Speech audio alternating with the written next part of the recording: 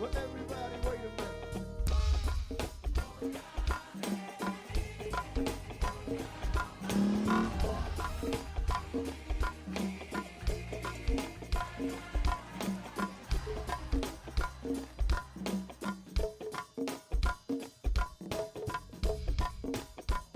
I'm in tune to the sound of that.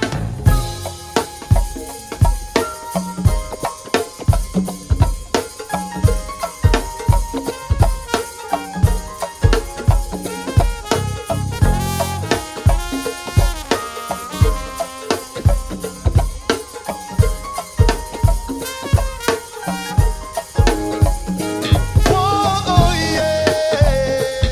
Oh, yeah. Oh,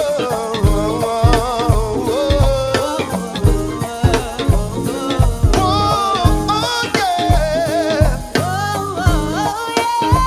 Oh, yeah. Self up in my zone, nervous recall, so I say I'm not home. See your face, I hear my favorite song.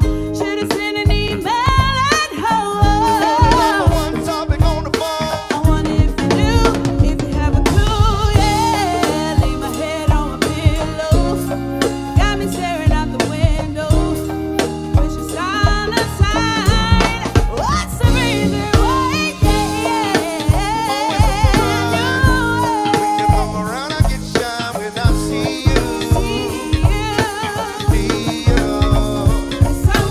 You love alone when you make one call. Oh, I gotta be right on time when I see you. See you. Something now is taking over me. I'm not gonna run now. Just wanna stay when I see you. Always on my mind.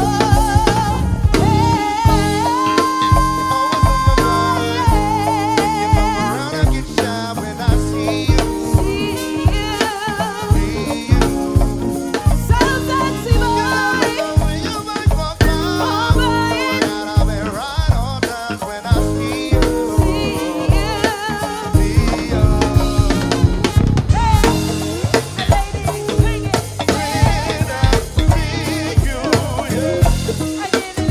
All happy, baby. When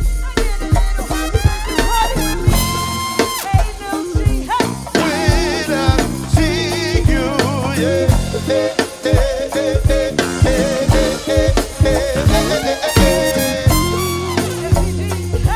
When I see you, yeah. I mix what I like, what I like, what I like, what I like, what I like. When I see you,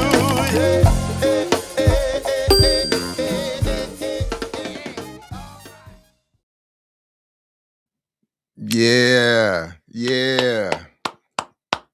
Welcome everybody. I honestly cannot think of a better way to start. That's that immediate mood adjuster. DC Vibe at DC Vibe VYBE band. One of my favorites. Seen them live so many times, and when they hit that, it's my favorite. And that version on Nucci's Front Porch. Before I forget, the reason I ended up editing and preparing that clip is because it came up in conversation in an interview that is going to air tomorrow on Black Liberation Media, one of two that I've set up to air tomorrow. So tomorrow morning on Black Liberation Media, we have really a full morning and day of King focused radical content in addition to the stuff I've been posting on my channel, including just a minute ago. Shout out to Jared Ware, Millennials Are Killing Capitalism, showed me again that people are running this nonsense about King being a Zionist. So I just clipped the thing and added that. But tomorrow on Black Liberation Media, Lorik and I and special guest Lou Turner are gonna do a whole thing on King, Black radical atheism, I've been reading and listening to articles all morning that Lorik sent. So there's going to be a lot of that, and then after that, that's 8 a.m. tomorrow morning, live on Black Liberation Media, and then following that, I got two interviews, and I hope you all check this one here with Leroy Moore on decolonizing disability studies. But this one here, we got so at 11 a.m. Ron Hall, the Kung Fu brother, we did an interview that you're gonna love, and Nucci's live from the front porch came up organically, and I'll leave that little tease there. So that's where I ended up saying, man, I got a clip. So that's Nucci's live from the front porch, where you get those great live performances. So that, and then we got Pan African comedy featuring Xavier Shakur. So that's all tomorrow on Black Liberation Media, in addition to everything else that's happening over there. So please check that out. And salute to Nucci's and Go Go and the whole DMV and DC vibe and all of that. So definitely check that out.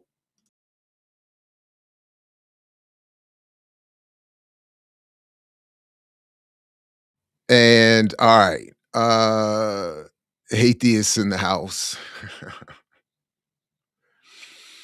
Atheist Debates YouTube is, I'm telling you, I learned a tremendous amount about science, history of the Bible. It's ways to argue. It's been very helpful. So we'll see. All right. So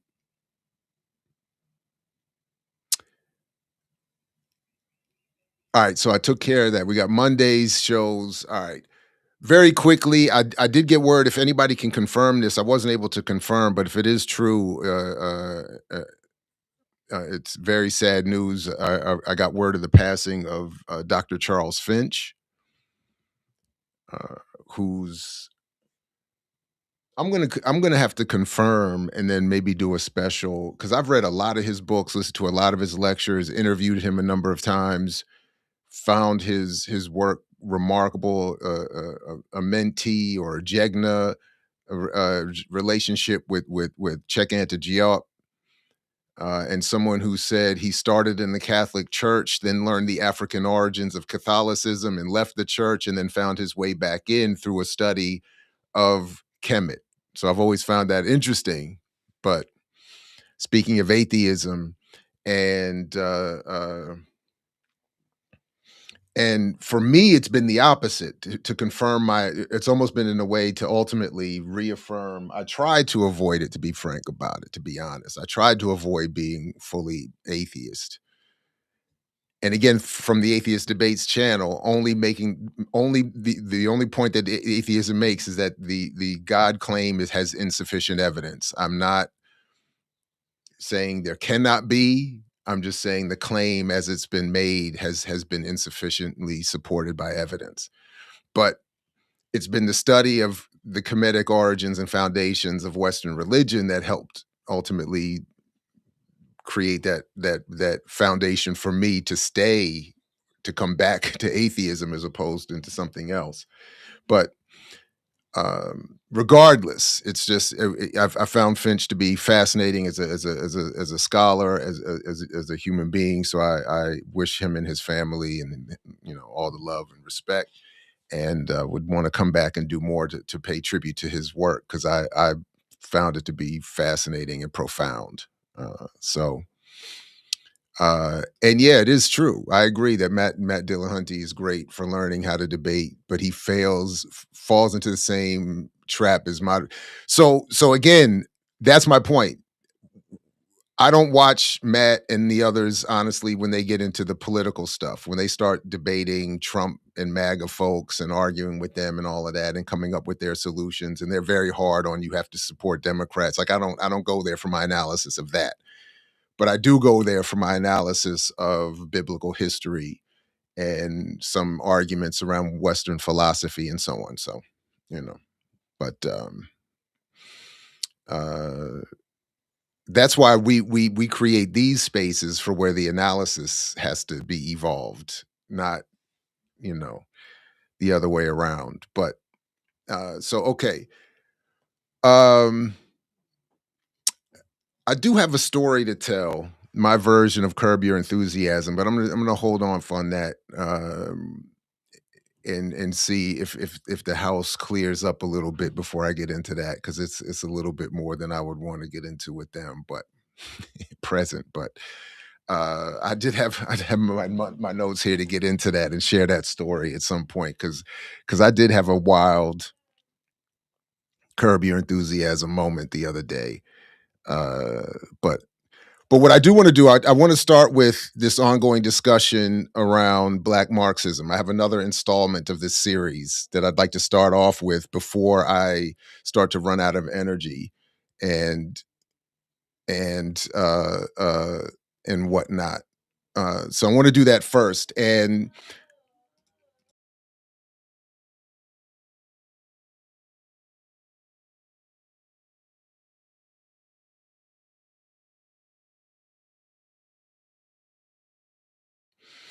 uh, okay. So I do, one of my homeboys. I do have an ongoing joke. So I've often said that if it the biggest difference between me and Larry David, aside from now there's tremendous amounts of wealth, is a black father and a radical mother. That's essentially a lot of the attitude he displays on that show. I vibe with 100%, and I'm usually on his side when he ends up in some sort of conflict.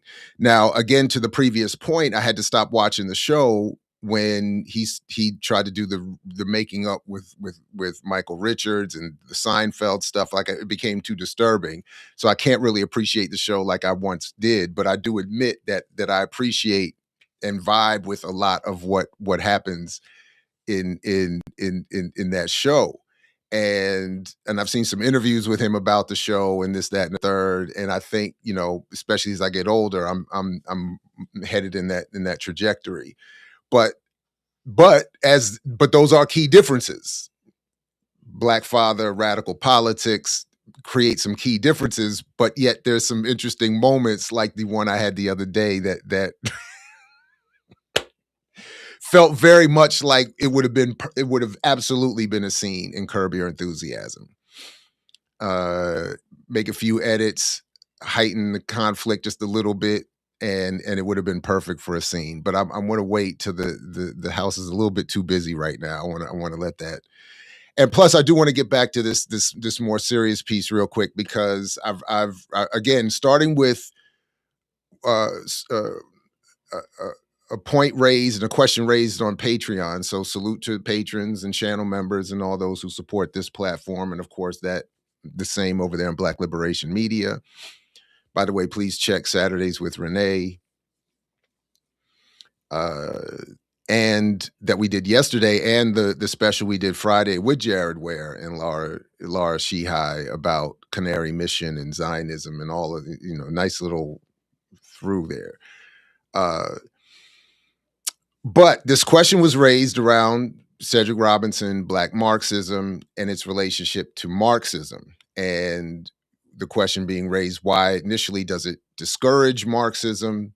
Then came back and looked at some other critical but differently critical reviews to conclude, or discussions to conclude, or to say that it stretches Marxism, that is Cedric Robinson's Black Marxism. And I don't know exactly how I would want to phrase this one, but I do want to that maybe to say corrects Marxism. I don't know. That is at least the attempt. But what I want to start with again is salute to the patrons and those raising these questions, and those who have continued to reverberate in conversation with me and elsewhere around this, and raising some very important questions and critiques.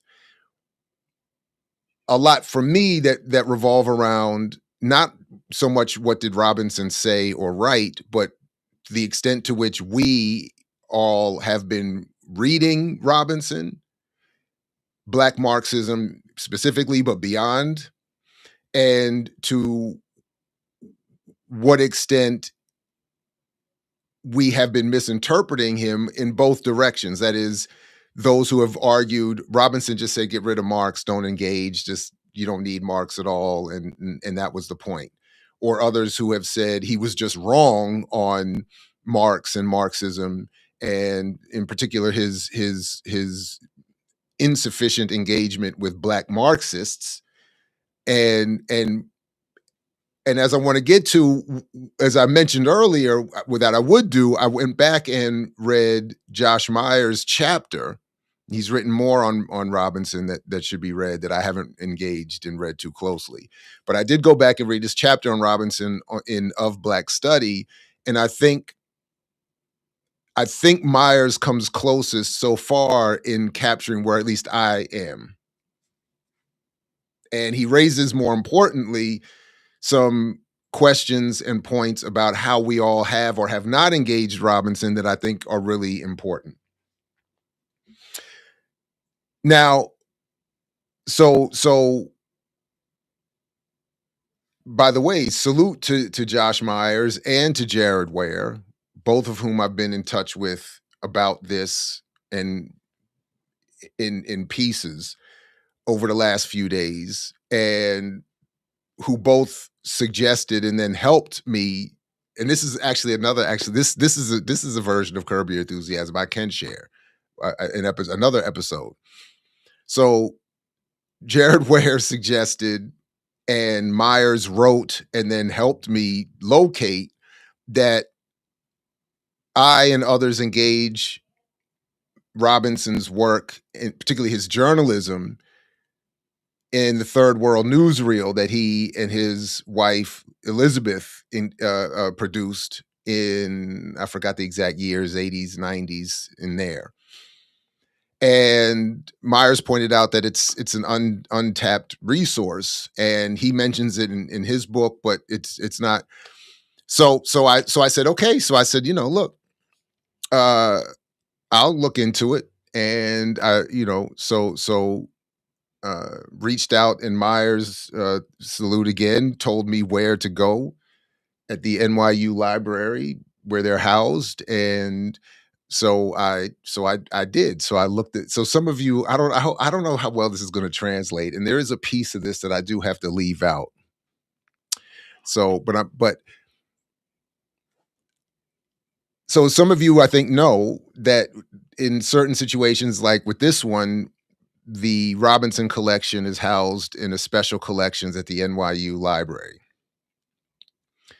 And when you want to get to these special collections at different libraries, there's often a process which involves registering, and you got to go through an online filling out a form, and you got to schedule.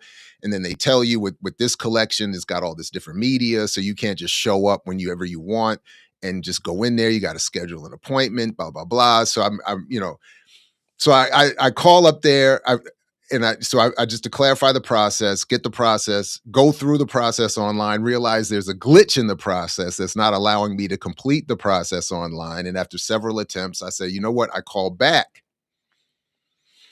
And I get on the phone, and a young person answers the phone. And with all due respect, they're doing the best they can, but they remind me in some ways of me, to be honest, when I was younger.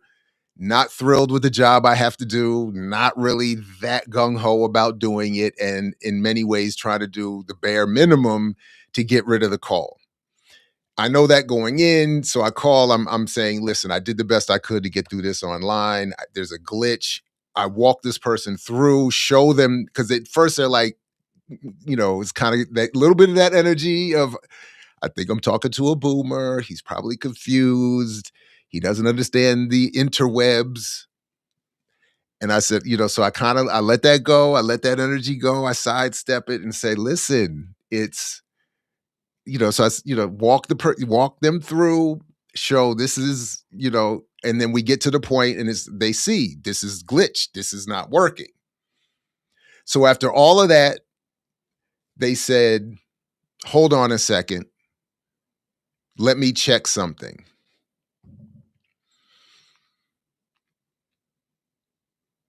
and for some reason, I don't get put on a full hold. So I don't know if they just put the phone down or whatever, but I can hear what's going on in the background. And what's going on in the background, and again, forgive everybody, forgive me.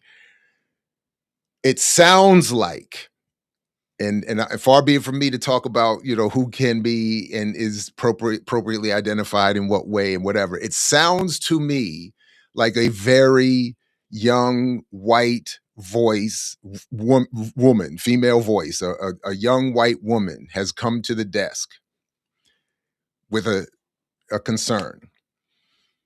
So I'm on the phone waiting to get to Cedric Robinson's work around Black Marxism and Black internationalism and journalism. Just one thing, right? This person, this what sounds like a very white woman, gets to the counter and is saying, with a lot, there's a lot of conversation about but the crux of it is she can't find Frantz Fanon's black skin white masks, white masks. I don't know why I thought this was so funny. But the way I reacted to sort of being irritated, because my initial reaction is, hold up, we're in the middle of something, and then somebody just shows up and interrupts what we're already in the middle of. And I know they're in person, but you're already busy. And you didn't tell me you were going to help someone else. You made it sound like you're putting me on hold to find another way to help me. But I can hear what's going on, and I admit that's irritating. I'm a little bit irritated at that. But then when I hear this, I start cracking up because it just sounds so funny that it's a very, what I was thinking to myself, a future Karen who has to get help finding, of all things, Fanon's black skin white mask and what that subject matter entails, and who Fanon's spouse ended up being. All this is in the back of my own parentage. All of this is in the back. And I'm just sitting there thinking, how perfect is it? So finally, and this took minutes. I don't want to do too much with it, but it took minutes for them to get finished, to get her whatever she needed. And she kept coming back. You know how it's like, you can hear people almost extend the conversation unnecessarily. You've been helped. You see that this person put the phone down to come help you. And then there was like, you've been given the information, but it was this back. She was just very happy to be engaged and to be getting all these extra little specific details. It's like, go get the book and please read the book. The person comes back. I'm cracking up on the phone. And they're confused. And I said, I know how this sounds. I said, please forgive me. I said, but do you happen to know or have read Fanon or Black Skin White Mask? And they said, no, I don't know any. And I said, I understand. I said, but I just was saying, I get it. So forgive me. But if you had, maybe this would be as funny to you as it was for me. Long story, not long story. This is a long story. At the end, and then at the very end, all the help was, well, you know what? Instead of going through that long process that is clearly glitching that I cannot help you with, just send an email with your request to us at the desk, which I did. So we'll wait and see. If I get access to the materials, I will head up to New York and spend a day and see what we can bring back. And I would encourage those who want to actually do some scholarship on it, because I'm not going to front and act like I'm going to actually produce real scholarship from this. The likelihood of that's pretty low. But to Professor Myers' point, it is an tapped resource, and that's the point I'm going to come back to in a minute.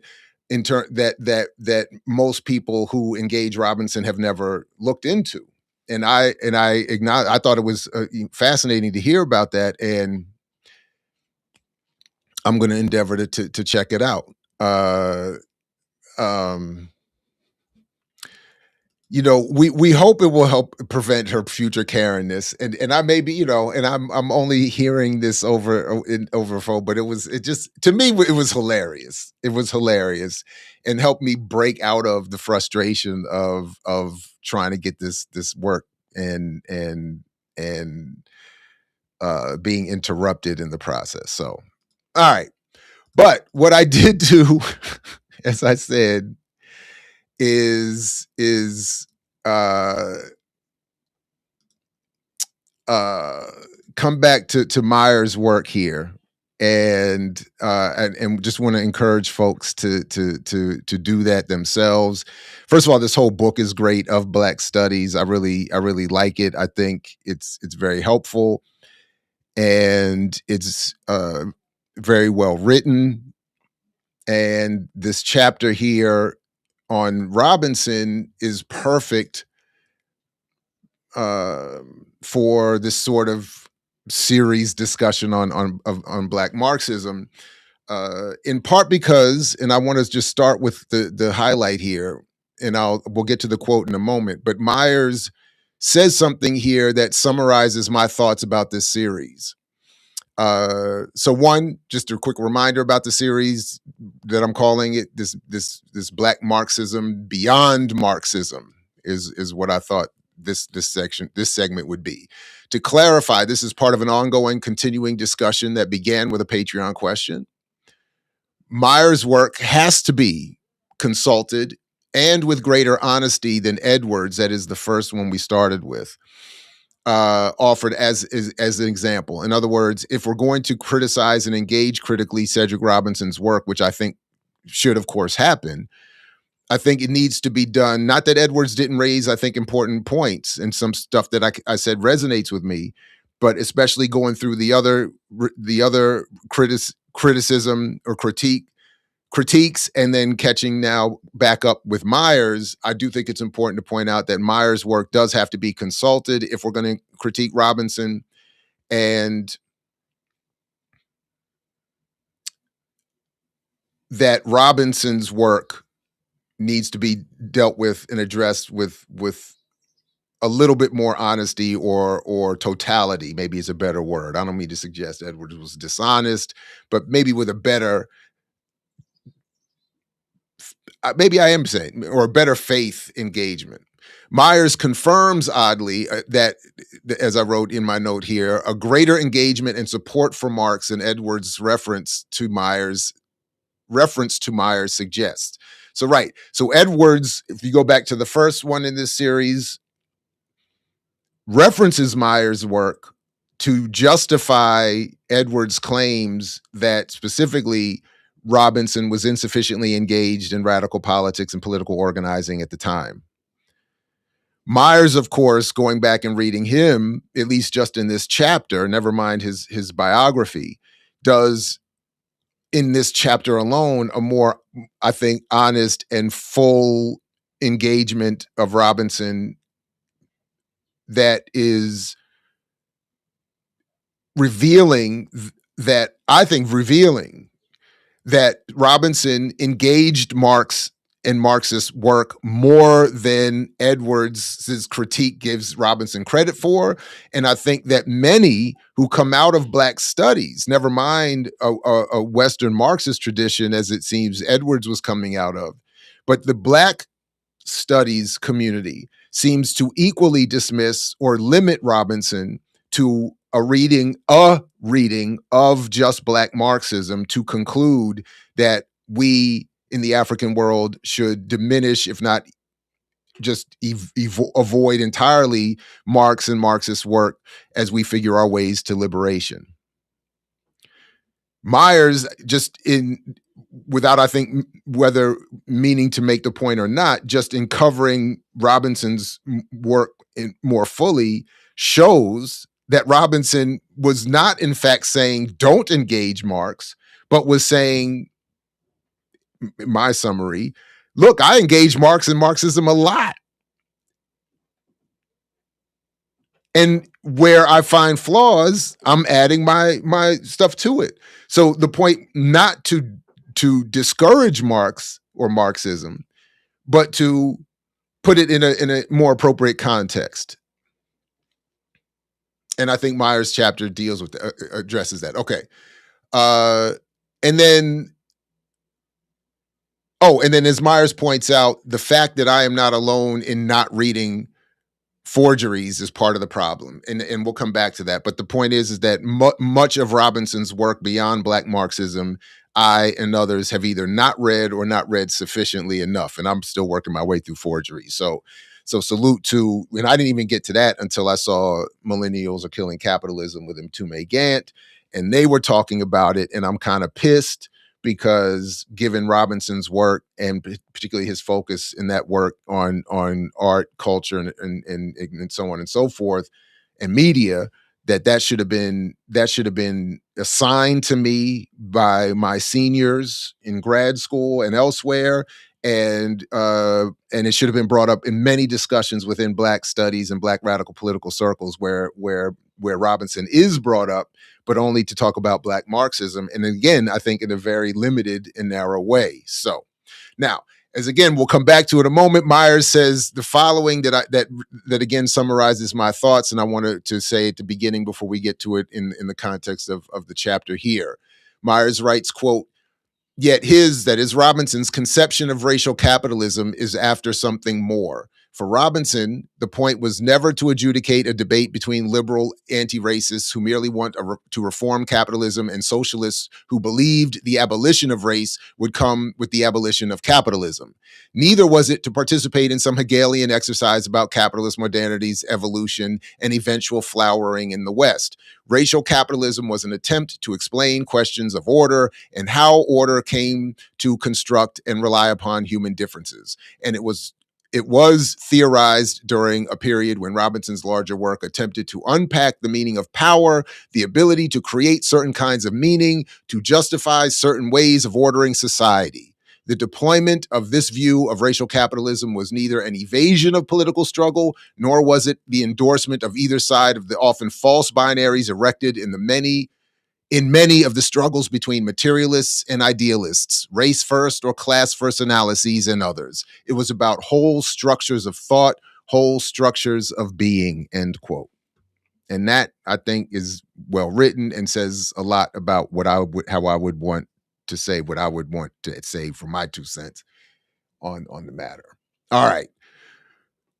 But that said, let's just check a little bit of the highlights of this chapter. And again, I want to encourage folks to not limit themselves to anything I've say or don't say in this so-called series, and into what I do or don't cover, or how I do or don't cover the work Myers in particular. So of Black Study, the chapter here, chapter 4 of Order, Cedric J. Robinson, and quoting Robinson here, he says at the beginning, "Black Studies is a critique of Western civilization." And I happen to know that there is some debate about that. Kind of like the whole point about Pan-Africanism. Was Pan-Africanism specifically a response to Western imperialism? Or, as Kwame Ture used to argue, no, Pan-Africanism was part of the natural normal course of African societal development. And so, yeah, is Black Studies, yes, it's a particular response to Western civilization, but is its purpose merely a critique of it? Kwame Ture again said Black Studies, the goal of Black Studies, or the purpose of Black Studies, was specifically to destroy America. So some might argue Black or Africana Studies is broader than just a critique of Western civilization, but all right, whatever.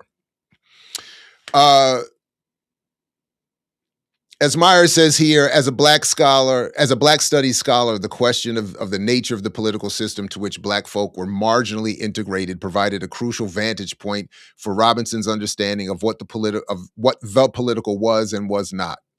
Robinson demonstrated more than anything, any preconception of Black Studies must encompass the idea that Black thought can read the world from its own social and cultural foundations, that Black thought could be conceived as a normative language that could read through the assumptions of order that permeate Western political theory.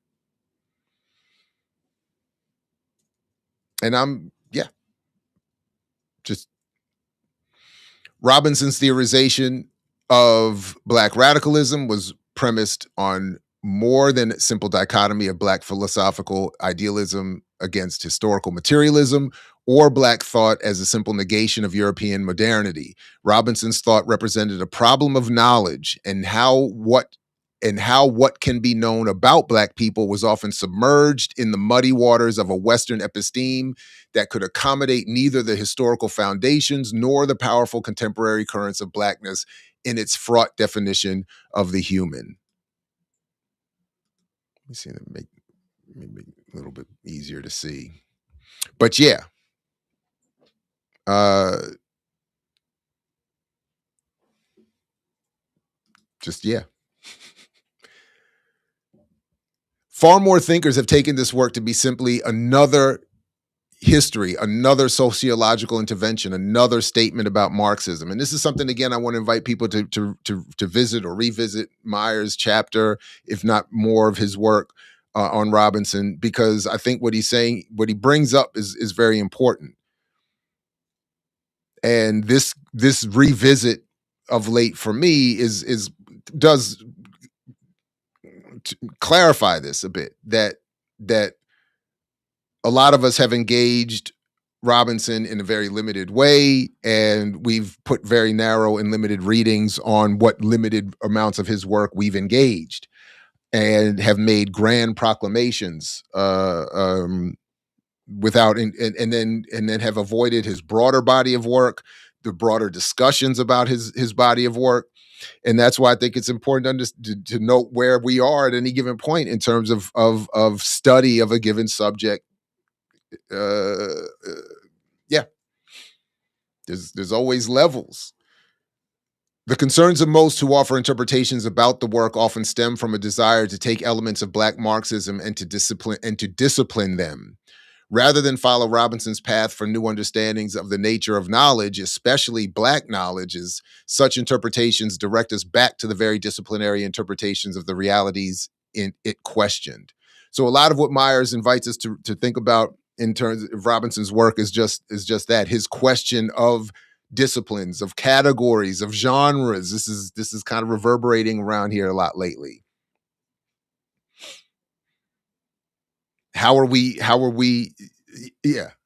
So and Robinson was absolutely interested in raising those questions.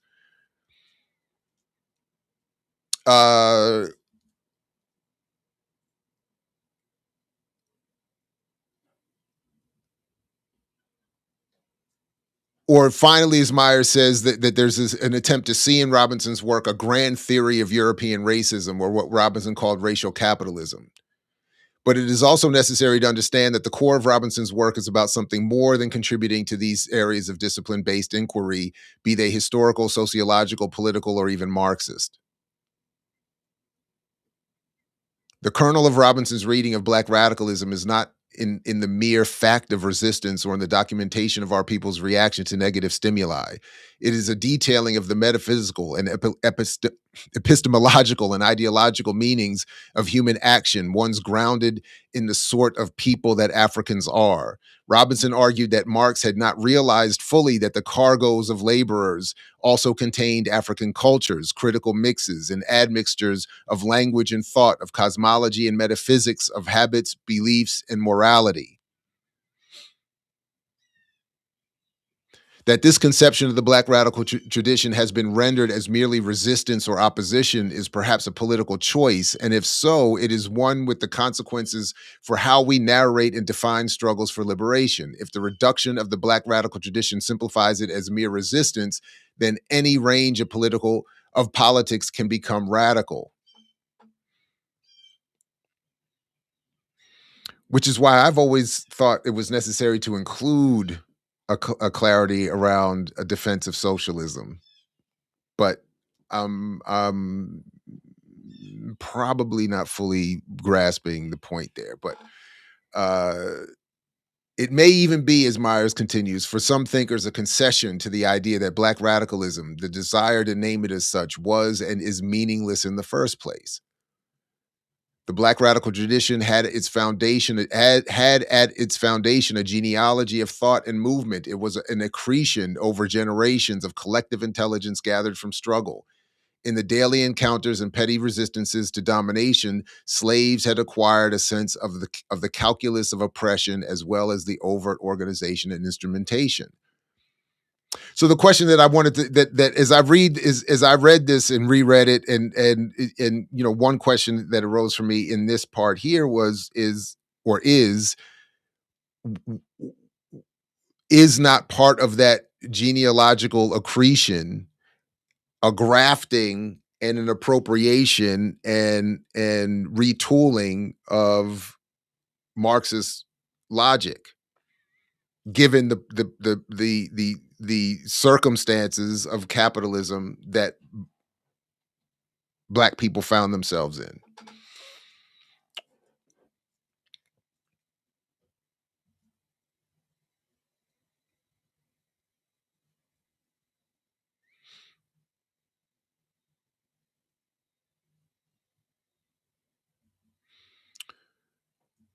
Uh, let's see.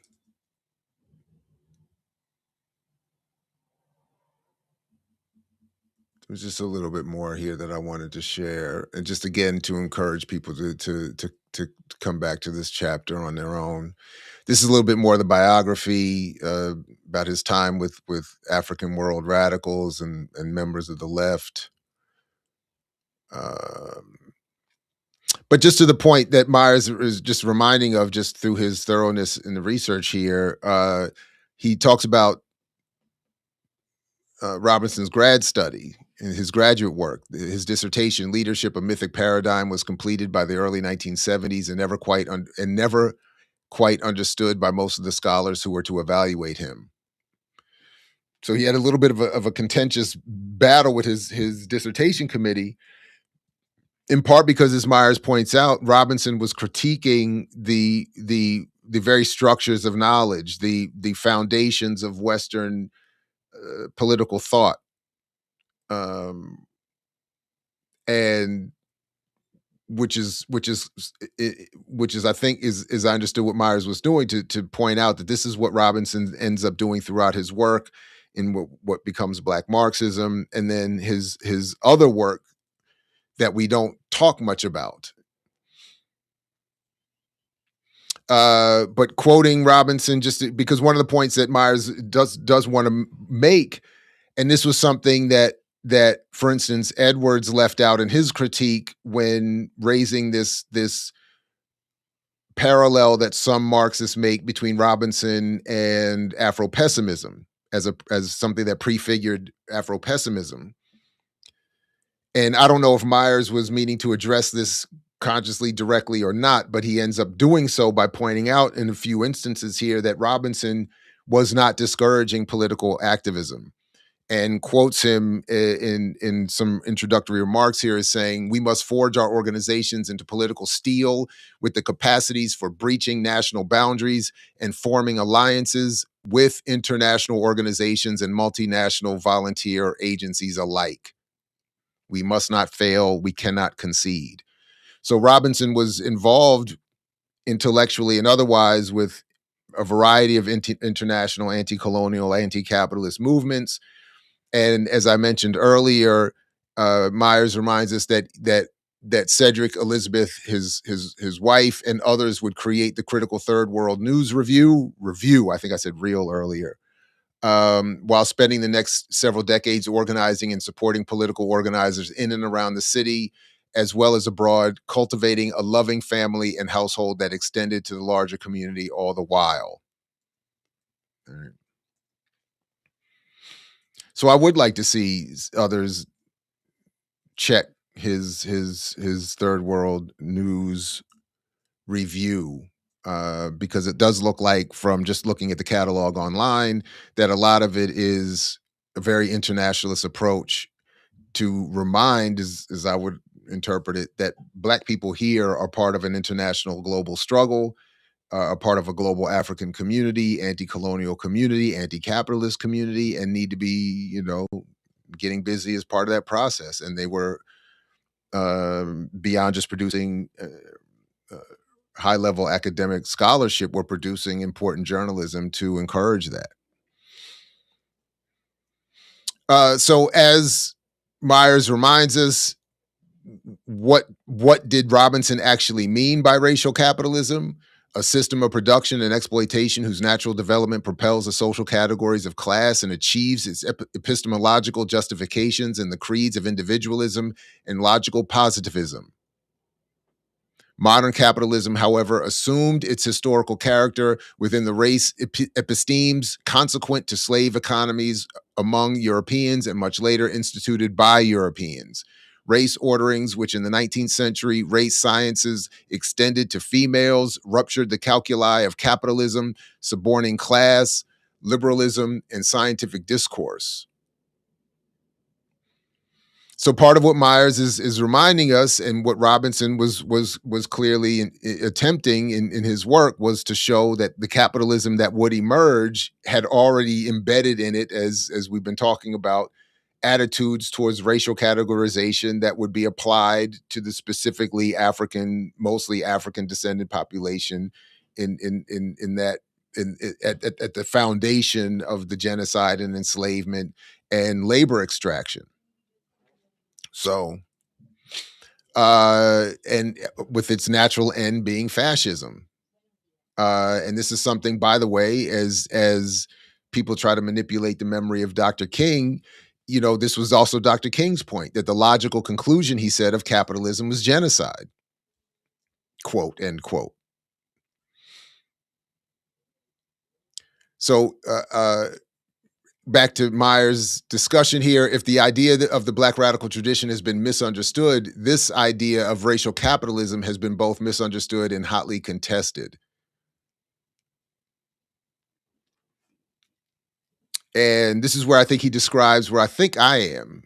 So, at stake in many of these discussions are considerations of whether or not capitalism is the source of racism. If it is, then the route to cleansing the world of racism and racialism is a clear one. If it's not, the question of a post capitalist future is fraught with danger compromised by the continuity of racial inequality and racialist thinking.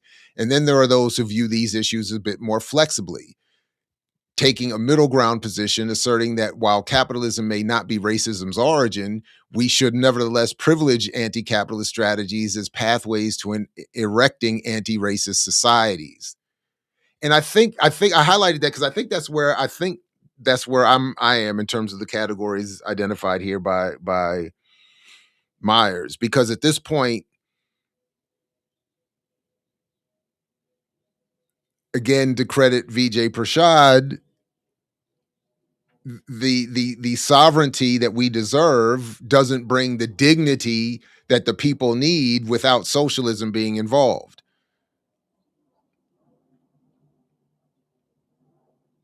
But then again, maybe that doesn't work for me because I'm not actually interested in see, because honestly, I'm not actually interested in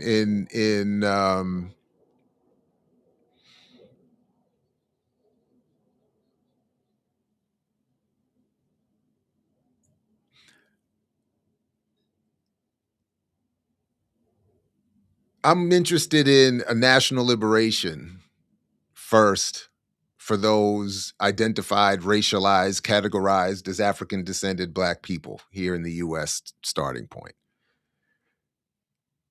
But I do agree that if there is to be a society beyond that that is anti-racist, it would have to be socialist as a bare minimum foundation. So I don't know if that's exactly where I don't know if I'm you know now I'm hesitating a little bit with the language, but yeah, um, but I'm personally not interested in the specific fight to bring us all together,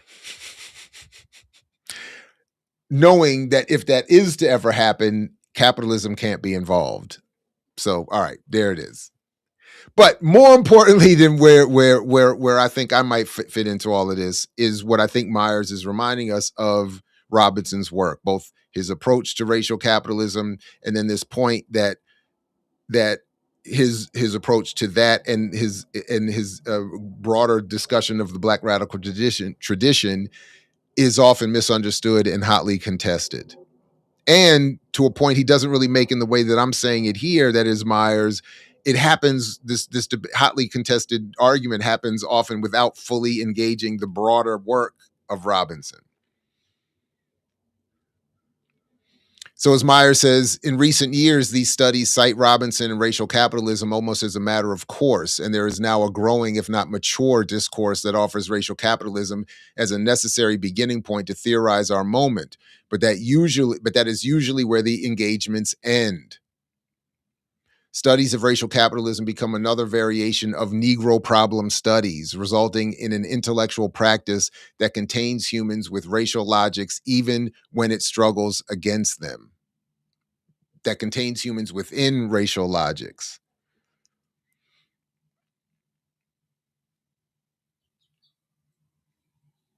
A vision of the future world, the arguments go, is one where we achieve racial progress through anti racist intervention that would heal a divided country. Yeah, no, that's not where I'm at.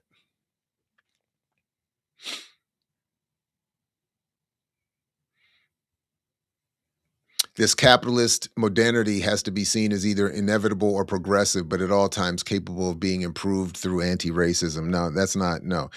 And to the credit of Marxists, their point would be, as I understand it, is that the capitalist modernity is inevitable and necessary and progressive in that it is proving that humanity can produce everything that everyone needs, and now we just need socialism to address the distribution problem, and then through that, the anti-racist world could emerge. And I largely agree with that because again, I can't see, you know, the black left, Myers continues to vociferously attack the liberal concern with disparities, arguing that equality is a false promise under a class system. Further, their argument broadens racial capitalism to a global question. America is not a moral authority with a broken wing. It is a global hegemon that utilizes race to establish imperial power. Amen. And that's where the black left is 100% correct. 100%. And this is where I'll start to wrap up, because largely the point for me has been made, and the chapter here deserves all of us to fully read it and study and reread it. But it, for me, is just highlighting these points again, that Robinson engaged Marx more than he's given credit for. He did not discourage engagement with Marx, as he's often blamed for. And we who talk about Robinson often do so with insufficient readings of both Black Marxism, and then making our readings of Robinson almost exclusive to Black Marxism. So, as Meyer says, racial capitalism is nothing but a conceptual language to understand this war, this ongoing conflict over capital colonial exploitation. But here Meyer says that in his final book, Forgeries of Memory and Meaning, Robinson offers the idea of the racial regime to understand the evolution of racial capitalism in the modern world. These racial regimes were constructed social systems in which race is proposed as a justification for the relations of power. It was the creation of a constellation of forces of state and industry, which together produce and reproduce racialized discourses and popular imagery within the arts and entertainment spaces that reaffirm Black and non-white life as inferior, as abject creatures in need of control.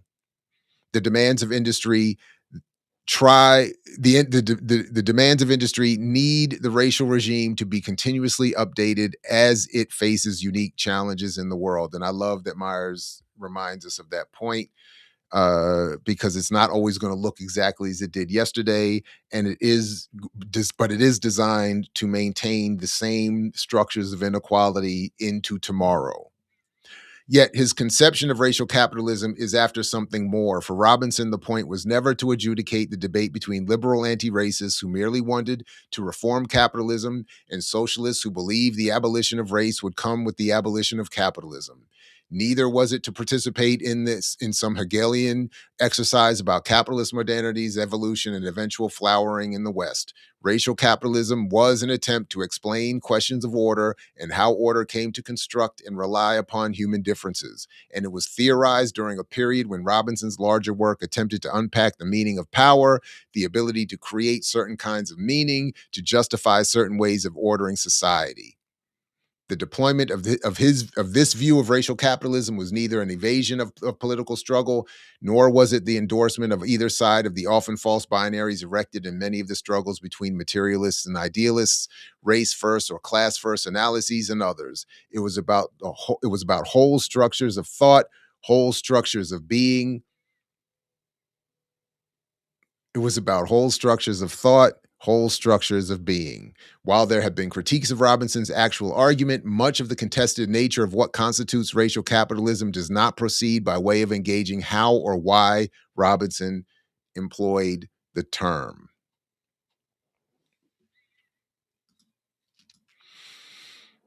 So I think the point that I'm taking from Myers there at the end is applicable across so many different topics, issues, subjects, people,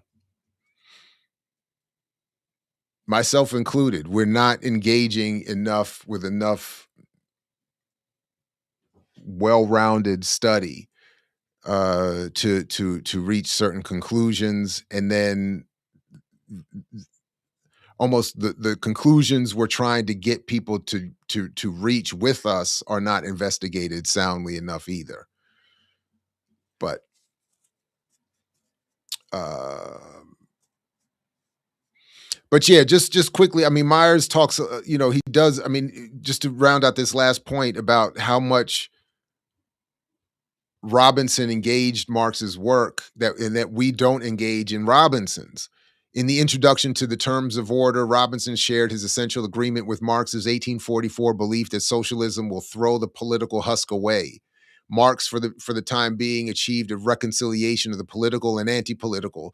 Though a useful instrument, the political itself would be transformed by a deeper, more profound process, social revolution. End quote.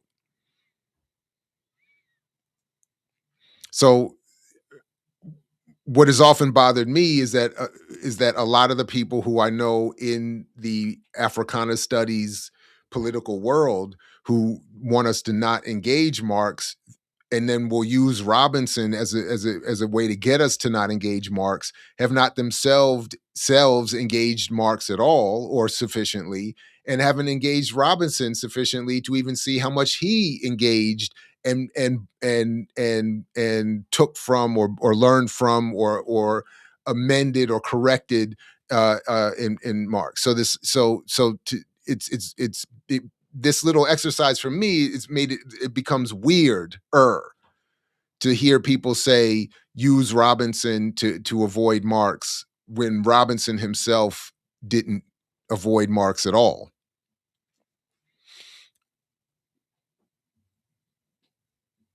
So, all right. All right, everybody, please do all those things.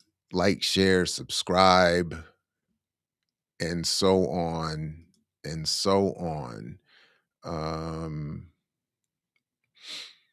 Anything, let's see in the chat, if there's anything that wanted me to quickly address before we move on.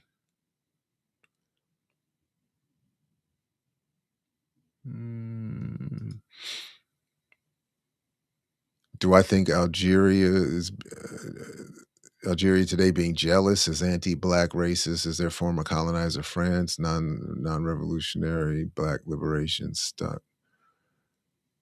None of that revolutionary black liberation stuck. I'm not sure what the context for that is. I don't know.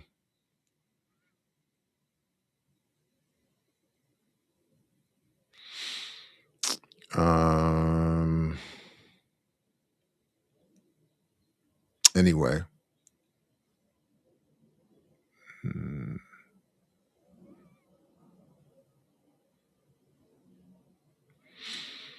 I'm sorry, I'm not hearing anything in this writing that can be applied to practical resistance efforts to a runaway government hell-bent on disregarding the rights of its citizens.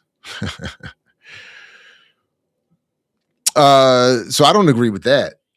I mean, I get your point in the immediate moment, but I think the my quick response to that would be the more organized efforts that occur or that would have occurred prior to this moment that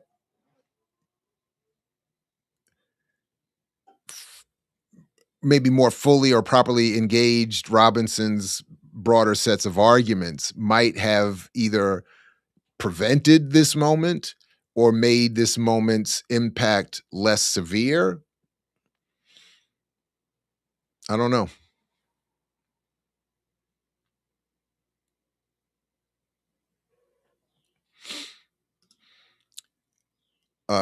And yes, I was quoting Myers, speaking on Robinson, and talking about how they opened the doors to they were very much engaged and apparently welcoming of world radicals folks. So, but again, just like I've been saying throughout, this is not meant to be exhaustive, and we'll continue having these discussions about Robinson, Black Marxism, and broader, and all of it, and we'll continue on from here as well.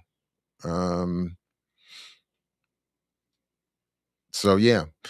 All right, so got a number of things to get to, and all of it is less that got we got the heavy lifting out of the way. So nothing from here on out will approach those levels,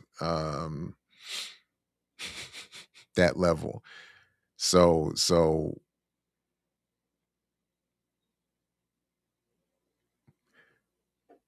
this was my Curb Your Enthusiasm story. So and it was just weird. The other day I go to the dispensary and I walk in and go through the process of going through the line, whatever, and I go around the corner to where you meet your bud tender. And as I'm walking up to the person that called me over, I hear out the corner, "Hey, Dr. Ball," and I look over, and it's a former student working behind the. And just for a moment, there's no, it's, perfectly legal. I'm medically covered and all these other things, but it was this worlds colliding moment, and where I did think for a moment. So for Curb Your Enthusiasm, the way it went very well. Like, we greeted each other. I said, "How you doing?" Blah blah. And then it was just a slight, for me, discomfort and awkwardness, really, because as the person taking care of me was asking me, all the questions and going through. I had to be very explicit and kind of share, what and student is over here, can in full, and they were everybody's all professional. I'm sure nothing, and but it was just, but where I thought, so if this were a Curb Your Enthusiasm episode, what I think the difference would have been to make it more of a conflict, my character, my version of me in that would have said to this student something to the effect, something like, if I'm not in your line or lane, we don't need to acknowledge each other like that.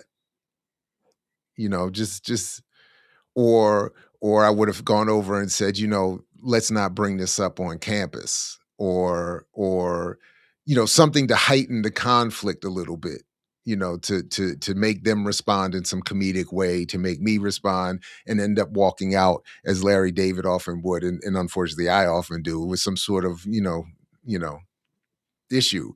But I just, said, have a good one, good to see you, but for that moment it was like, this is still. So I said, how long you been working here? And they said 2 weeks. I said, oh, okay, but you're gonna be seeing me and I'm gonna be seeing you. So, you know.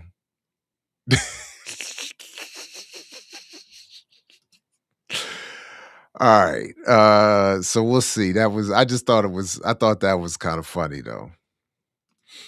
All right, so let's go through some things sent to me and let's see what you all think about these as well. What let's see. I've been getting sent clips from this guy and this podcast a lot. And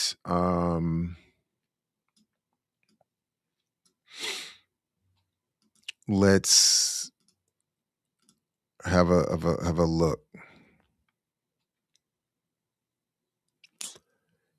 And turn on the sound.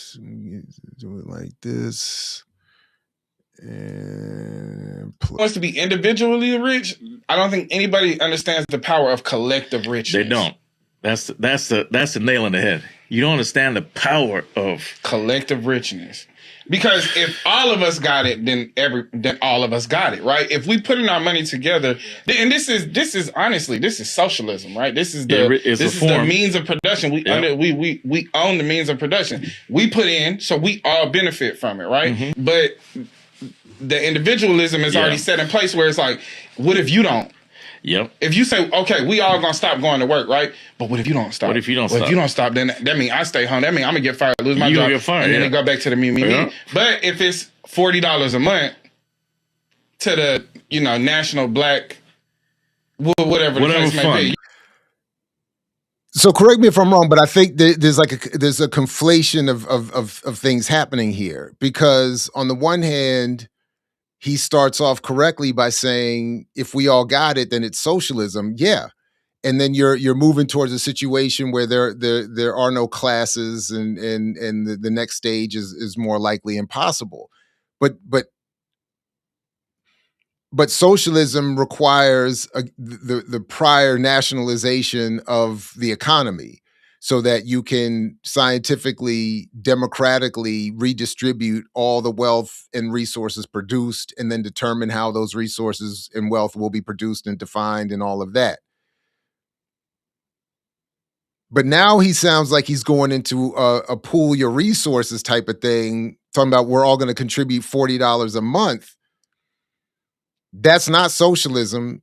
And now we're starting to move back into what I think is more of the fantasy of or misunderstanding of buying power, cooperative economics, and the like. But I think that's what's happening here. Whatever acronym we come up with for this, and we keep it outside of, like, we create a new thing with integrity that's not like shaky. You know what I'm saying? We don't go for I'm not dealing with the same old black leaders that y'all have appointed. These could be people that are integral.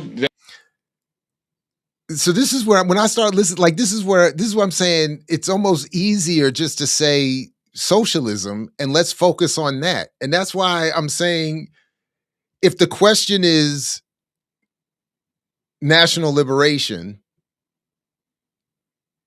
then we have to have different conversations about the land, the defensibility of that land, and what structures are outside or surrounding that land that make that land and that nationalism viable.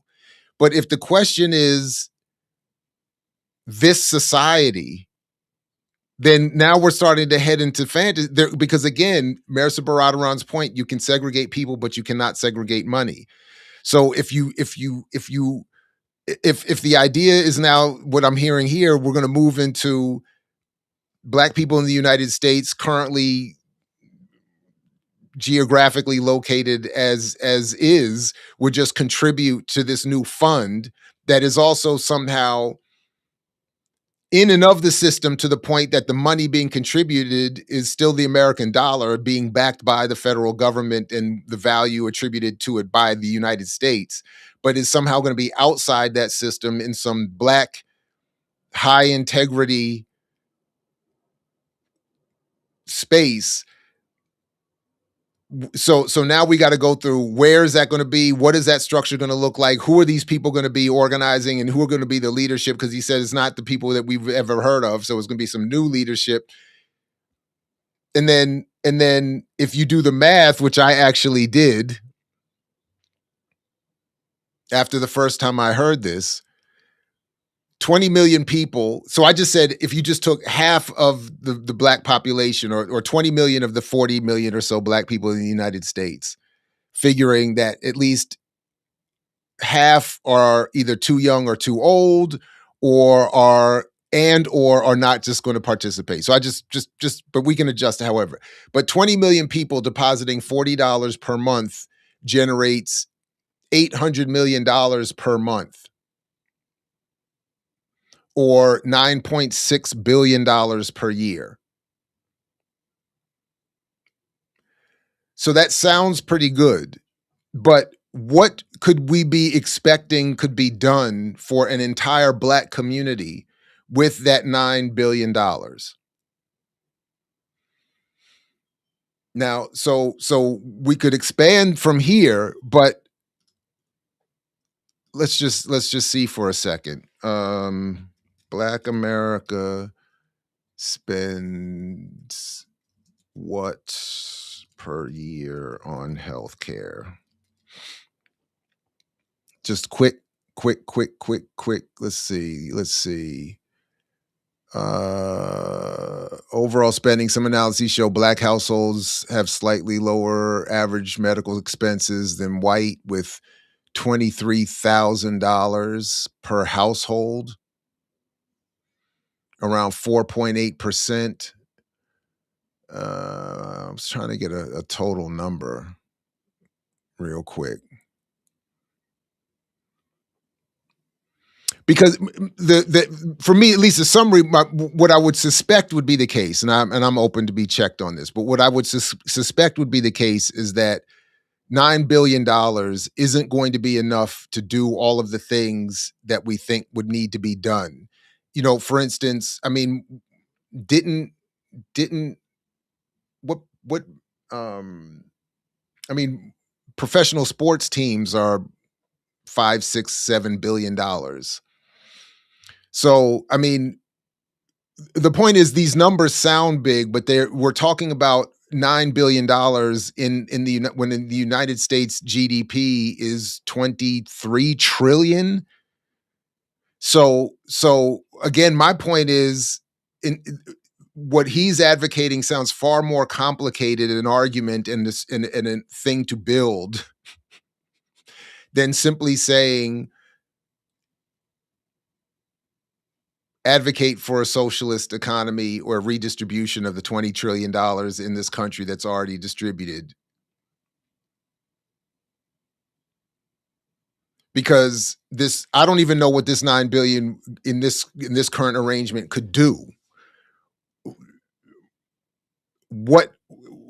How would you pay for everybody's education, housing? Well, they say 20 billion would get rid of all housing crises, right? Oh, that's messed up. I didn't do that on purpose. I'm trying to break this in this household in 2026. And then, yeah, before we even get, and then again, Dre, before we even get to the two black supply chain paradox, because of course, all of the things that this $9 billion of an economy would be spent on are not things owned by black people. It's not going to change the capacity of this black national community to produce the goods and services. So when he said earlier, we own the means of production, is socialism? Yes, but this is not moving towards an ownership of the means of production.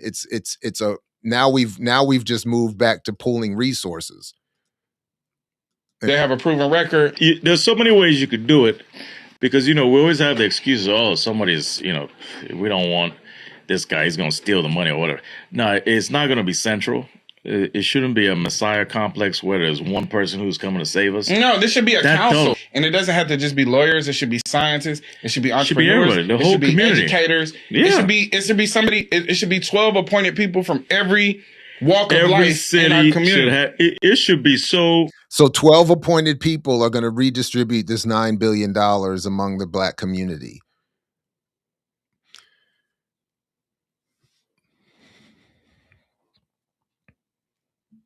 You know what? I'm down to try it.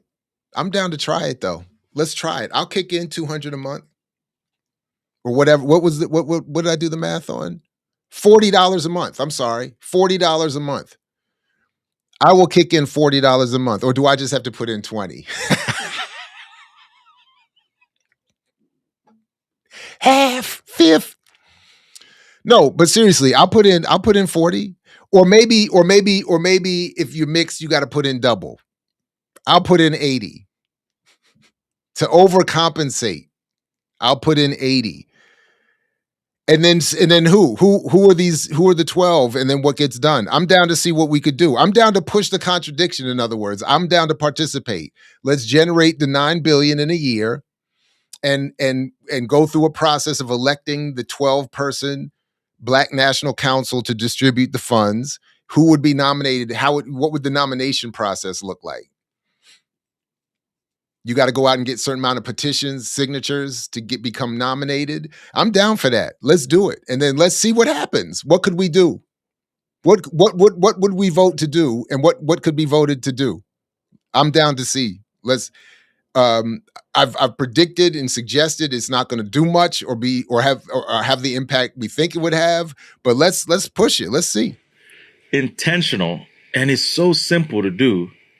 But it has to be intentional, and there has to be buying. And why I say even if half of our people do this. Oh, that's where I got the 20 million, because he said if half of us do it. It's going to work. Oh, yeah, for sure. It's actually undeniable. It's undeniable. Yeah. And I keep hearing people talk from here. So I don't know what they mean by work. Like what do they think is produced? So he said half. So that's where I came with the number. So half gets us $9.6 billion a year. If half of us put in $40 a month, that's $9 billion a year. So what? Do we kick in and have a Black nationally owned football team? Do we save that money for a couple of years and build and then if we say like we save that for 10 years and then Black people can buy Rhode Island, Maryland, something relatively small but has a port. I'm down to see what we could do. Like let's see. There I was like the solution is pretty easy. We just have to get past ourselves on one, somebody else coming to do it for us. We have to do this ourselves. We are our own. Wait.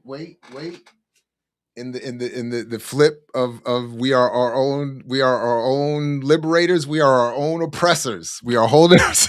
It's going to take a while. And because we complain about, which is a very valid complaint, that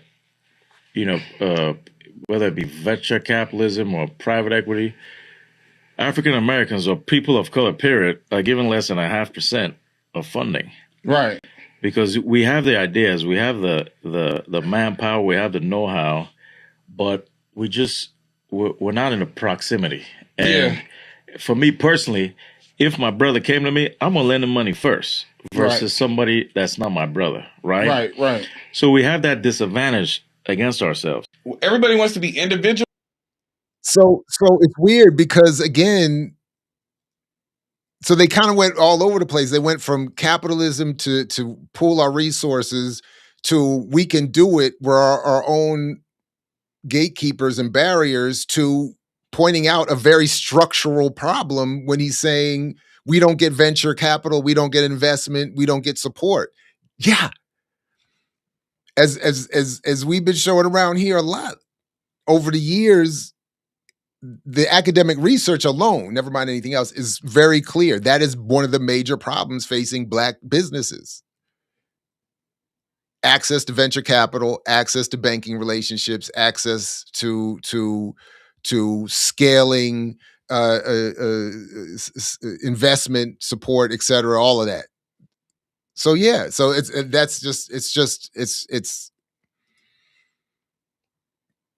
that was wild. That was okay.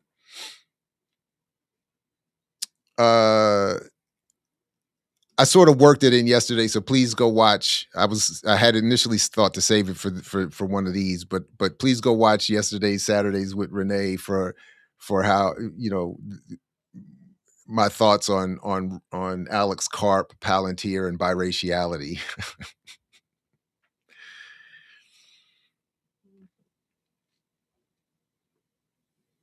I don't think we who are mixed are more disturbed than any other population, even by percentage of population. But I do think I think racialized trauma is associated and applies across the board, um,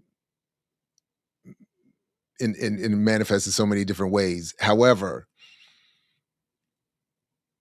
seeing what I've seen of Peter Thiel and knowing what this right wing megalomaniac lunatic thinks of the world, the idea that a half black, half Jew could befriend Peter Thiel, go for whatever reason, no need, out of no particular need, go to Germany, learn German, and then tell one of his professors to not tell anyone that his mother is black. Some of you genius psychoanalysts can figure out there's something going on there that is profoundly disturbing. But these people are worth 400, 500 billion dollars, 400 billion dollars, and are probably in all of our digital back pockets. Like, wow. So, okay, just thought, but yeah, please check Saturdays with Renee for that there. I did. This is just to share and sort of salute a little bit. HR News, the billionaire propaganda being spent on anti-communism. I thought there was some sound on this. I don't see the unmute thing, but anyway. Billionaires spend at least $1.2 billion annually on anti-communist propaganda. Every single day, the Voice of America broadcasts to 49 languages across the globe. It reaches millions of people, and they spend approximately $267 million of American taxpayer dollars. Some people are forgotten that Voice of America still exists. And it was under Obama, actually, that he signed one of those National Defense Authorization Acts at midnight that allowed the Voice of America to make it legal for Voice of America and other outlets to propagandize American citizens. Initially, that was technically illegal, but under Obama, it became legal to do. So, not that I don't know that it makes a particular difference, but USAID gets $200 million annually to counter communist ideology around the world. They do this through development projects, support for democratic institutions, and strategic aid that comes with ideological strings attached. George Soros, he's usually targeted and blamed for everything on the right, by the right for everything on the so-called left. But what real leftists know is that he's promoting a liberal democracy that is anti-communist. So, and by the way, folks, I haven't read too much of the book yet, but please check Gabriel Rockhill's interview with Mtume Gant on Mtume's Patreon for a discussion of this that these so-called leftists who are actually anti-communists But that's what, and that's why that's what they're actually out there doing. The Koch brothers, of course, down to just one left, but still spending hundreds of millions of dollars through Cato Institute and other outlets to spread anti-communist propaganda. It buys professors, the money buys professors, tech economic theories, and that emphasize market efficiency and downplay capitalism. And I'm sure somewhere along the line, it ends up funding, even indirectly through advertising algorithms, all of these platforms that promote Black and other forms of capitalist and entrepreneurialism as responses, and always get people away from socialism or communism. Consider how we talk about universal health care in the United States. Despite it being standard practice in virtually every other developed nation, it's still frequently labeled as socialist and communist, and that's by design.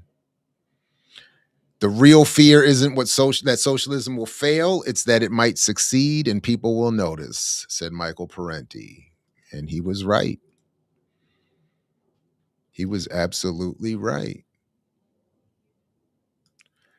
All right, I got some other things to do, but I'm gonna take a quick bio break, and to do that, I'm gonna play this video that I just clipped and dropped in response to what we're seeing is nonsense, but we'll just air at least some of it here, while I take a quick break. And so please don't go anywhere. But while we're taking this break and on our way to celebrating King and Black radical atheism tomorrow on Black Liberation Media, let's be reminded that King was not a Zionist. Situation, it will probably be necessary for Israel to give up this conquered territory. Message. And this is speaking in June of 1967. King says, I think for the ultimate peace and security of the situation, it will probably be necessary for Israel to give up this conquered territory. Message. Because to hold on to it will only exacerbate the tensions and deepen the bitterness of the Arabs. These were prescient words indeed. And it's interesting, this chapter is pointing out that part was a comment that came when he was, quote, pressed to comment about whether Israel should return the Arab territories it occupied during the war. King was forced to get off message and go beyond the palatable platitudes to answer that specific political question. And again, I love the way it's written, that this is the political question that King wanted to avoid. But when pressed, he said, unlike what Amy Schumer and others would often want to quote and would be left out of the video clips, et cetera, that would be circulated by pro-Israel Zionists, et cetera, and so forth, is that King said you probably have to give up the conquered territory if you want to stop the violence. That's the political question. You can't just encourage some reduction in the gap of material inequality or income or wealth. You can't just tell Palestinians to circulate their dollar or to start a business. That's not going to work. That's not the issue. You have to come up off that territory. But as the chapter goes on, it really does make clear that King never really elevated politically to the level of those on his left, namely Kwame Ture or Stokely Carmichael. He doesn't.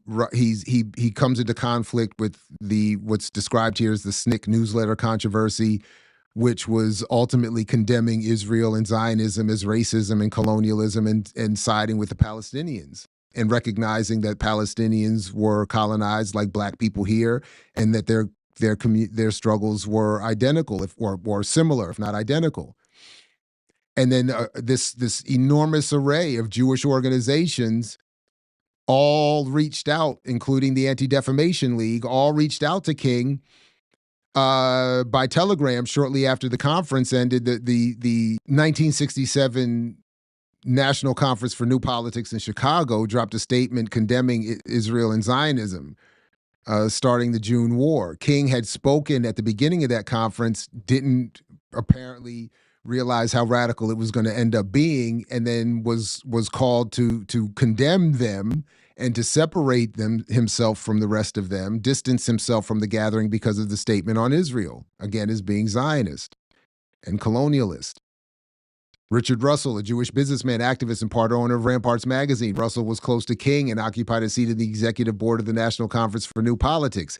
He indicated that he was resigning from the committee because he had tried and failed to have fellow board member Stokely Carmichael removed. King adopted this suggestion, one coming from Stanley Levinson, his confidant and sometimes co-author. King adopted this suggestion almost verbatim. That is the suggestion that he say that Israel's right to exist as a state and its security is incontestable. So King did reconfirm that Israel has a right to exist. And what is described here is his two-pronged approach, trying to balance support for Israel with a recognition that the roots of the problem lay in the region's economic underdevelopment. That was the hustle, as I'm calling it. But again, it's a lot more nuanced than Amy Schumer would want to say, and of course, and others. And all of them leave out King's increasing radicalism elsewhere. But on this issue, he had not been given the chance to properly evolve politically, I would argue. It's clear to me where he was headed, but you can see the forces aligned to inhibit it. So King did, that is, offer up a statement on behalf of the Southern Christian Leadership Conference, stating that Israel's right to exist as a state in security is incontestable. At the same time, the great powers have the obligation to recognize the Arab world is in a state of imposed poverty and backwardness, and that this must threaten peace and harmony. So the chapter talks a little bit about this being part of Andy Young's plan as well, to as a statesman, to again avoid the political, make note of the reality of the imposed poverty. But if you're not demanding Israel give up territory, or if you're not demanding or challenging Israel's right to exist, or not challenging its occupation or settler colonial status, there is no upending the imposed poverty. So this is just, to me, a shortcoming in King's approach. But as the chapter does say here, rather than simply blaming each side, especially the Arabs, for intransigence or fanaticism, the statement instead offered a left-wing sounding economic analysis by noting that at the heart of the problem are oil interests. The SCLC statement condemned anti-Semitism firmly and clearly. SCLC will continue tirelessly to condemn racism, whether its form is white supremacy or anti-Semitism. All right. Please, everybody, check that full video, and you can check the full video that's a clip of. Please, but and by all means, read the book Black Power in Palestine, because King was not a Zionist, and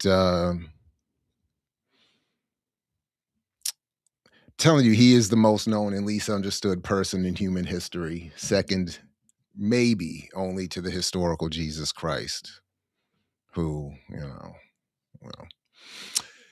All right. So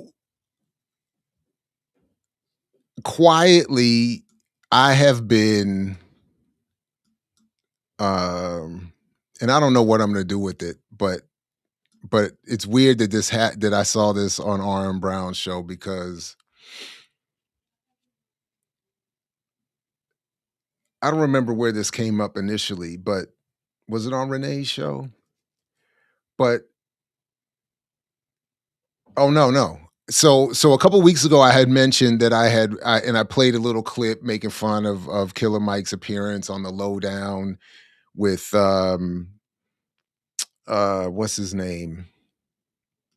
Oh my goodness.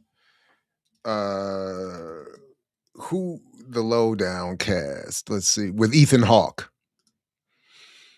And that I had been enjoying the show, blah, blah, blah, blah.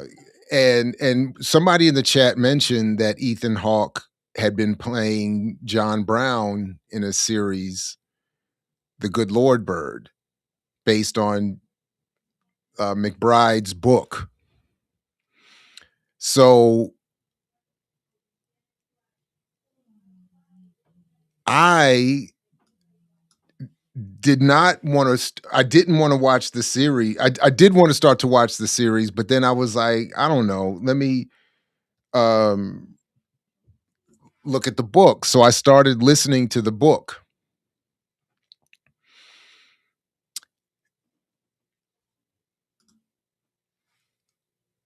The Good Lord Bird by James McBride, National Book Award winner and all this other kind of stuff.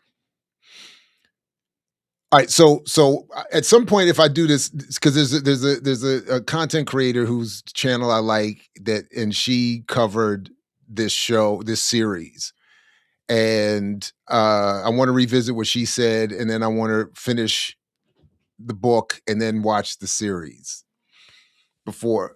But I'm saying all that to say that John Brown had been coming up, and then so to see him mentioned as he was recently, apparently in this way, which is just crazy. But I have been reading the book or listening to the book, The Good Lord Bird, and the history of John Brown is fascinating. I'm not sure how I feel about the choices made by McBride to tell the story, but I do think John Brown's story deserves more telling. So I don't know. So I can see why already that this book would have been well received and why it would have been turned into a series, even though it's about John Brown. Because it's really being done in a way that doesn't allow for the analysis that I think we would bring to it around here to be applied in the way that it should. But as Malcolm X said, to be a white ally would be at minimum to be John Brown. And I think that's good. What I will say, just as a quick, is that I'm enjoying the book, The Good Lord Bird, and I'm enjoying the depiction and the story of John Brown, even though, again, I think it requires others to provide around here to provide the analysis that it would require. So I will come back to that. But all that to say that this version of it, that as it appeared on, is covered here by R.M. Brown. Let's see. Oh, son of BGD it. What the hell's going on? Hey, what? We're recording. What's that? I pressed record. So apparently, Anyway. Oh, God bless you. Because this is the only reason I would know it, John Brown came up on the PBD podcast in discussion with this guy here, who I don't even remember who he is. But You PBD. Every day I run to check, is there a new PBD? See who looks like an evil guy. He was a psycho. Rogan approach to podcasting where you do it like this. Here's a highlight moment. Here's a great moment from this piece of crap. John Brown. You've heard of John Brown. Of course, John Brown. John yes, Brown. but not the other names that I'm looking at there. Yeah, but Right. like, let's see who looks like an evil guy. He Look was at a that. psycho. Holy He was a moly. complete and total psycho. And so, Right. you know what? John Brown. One of the names of the leading Antifa organizations is the John Brown Gun Club. Okay. So we're really dealing with something you cannot find any living conservative tradition in America with this kind of lineage. But if you go back, if I read that, go back to it, Rob, what you just said, it doesn't sound. What does that so mean? an evangelical Christian of a strong religious conviction, Brown was profoundly influenced by the Puritan faith of his upbringing. so he can't. So this is. So I look. I know this is petty of me.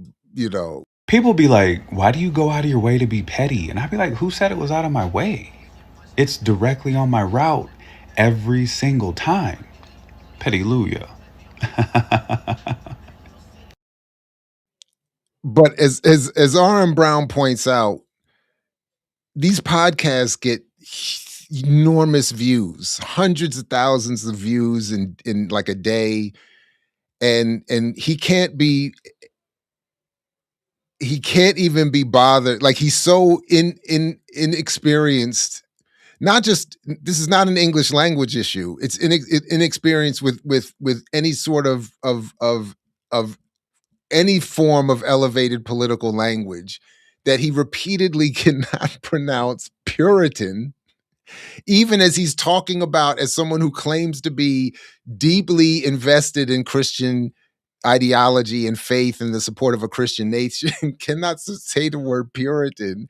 And I can't help but find that to be hilarious. You have all the viewers in the world. You got this huge production budget and staff making all this money, and this is your lane. Anyway, but more importantly, as Brown is pointing out here, RM, that is, PBD is supposed to be a disparaging segment about John Brown, who of course has to have been crazy to be a white man, a Christian, have land and some means, relatively speaking, but to have fought viciously to keep slavery out of the United States. And I will say the McBride book is nice, it is, he was not doing no sit-ins, and this is why they hate him and call him crazy in 2026, because John Brown was like, the good Lord told me, you all want to own human beings, you got to get this blade, you got to get this buckshot. Believe that he was an instrument of God. It's a classic PBD approach. Let me just read this Wikipedia. And we can stretch this thing out 2.5 hours. Just check what this Wikipedia says. So, an evangelical Christian of a strong religious conviction, Brown was profoundly influenced by the Puritan faith of his upbringing. He believed that he was an instrument of God, raised to strike the death blow to slavery in the U.S. That doesn't sound like a bad person. A sacred obligation. Brown was leading the doesn't sound exponent like a bad of violence person. in the American abolitionist movement. Abolition. Yeah, he struggles with abolitionism too. He can't. He's like, I can't say that word. I can't say that word. I like.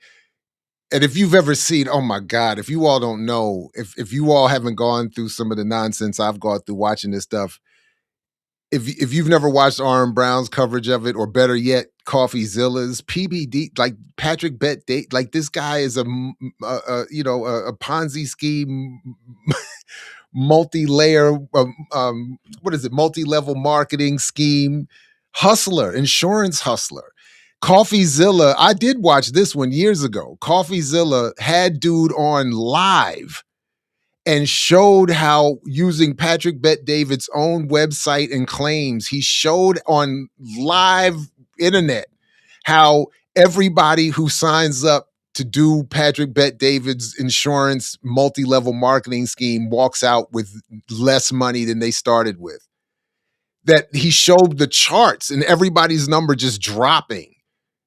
And dude was like, and all Patrick kept saying was, you just don't understand how to read these charts. And it's some of the best. So he just pivoted, sold that hustle, and pivoted to right-wing grifting on YouTube.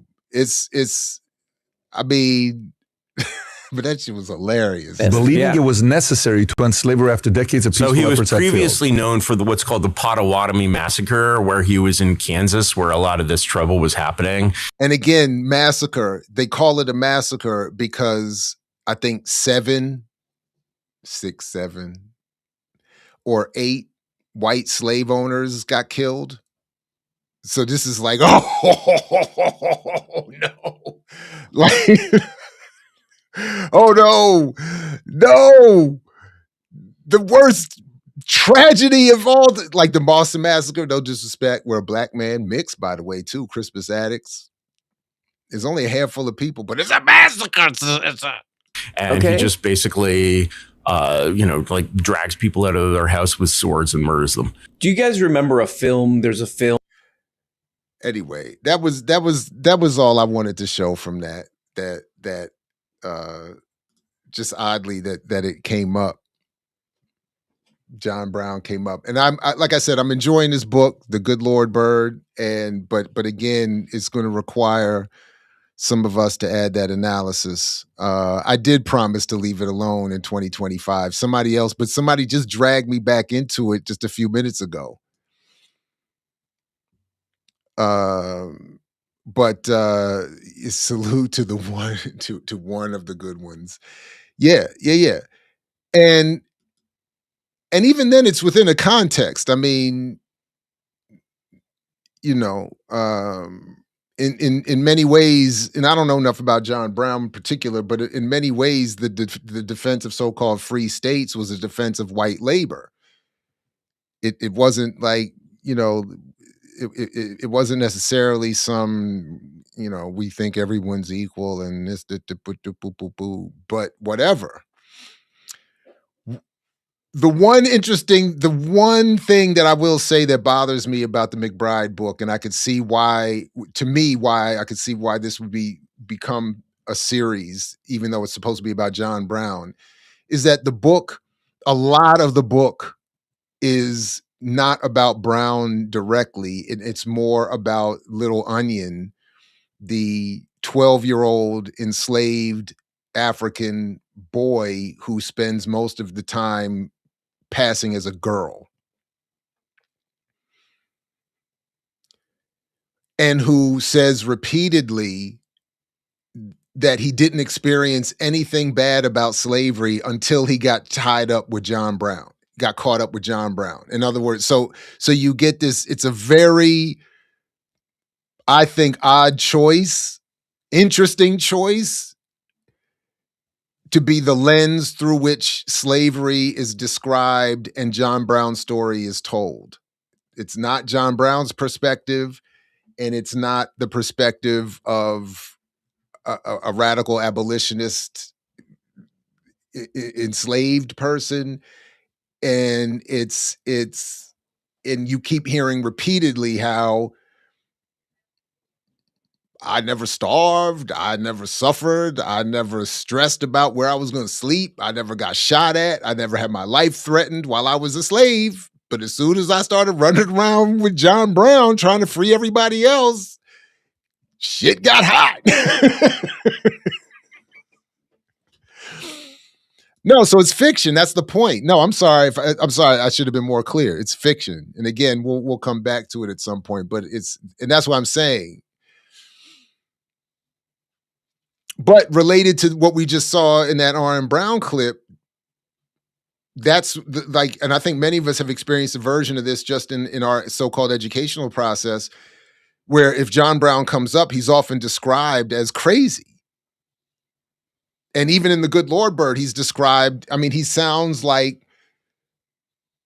a basically good dude, but a very gruff, violent, wildly religious, hostile guy. I just happen to appreciate that in someone, because,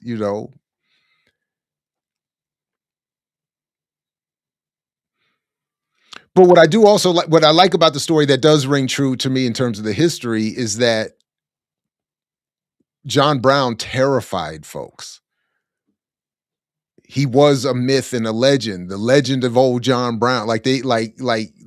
Because much like might happen with current people currently facing trial in New York State, if your target is white male property,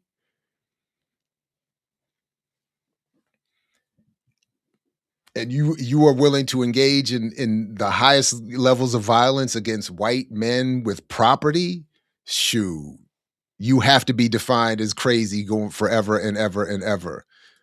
Oh, what's up, man? What's up? What's up, Carlos? Actually, you know what? I'm not even sure what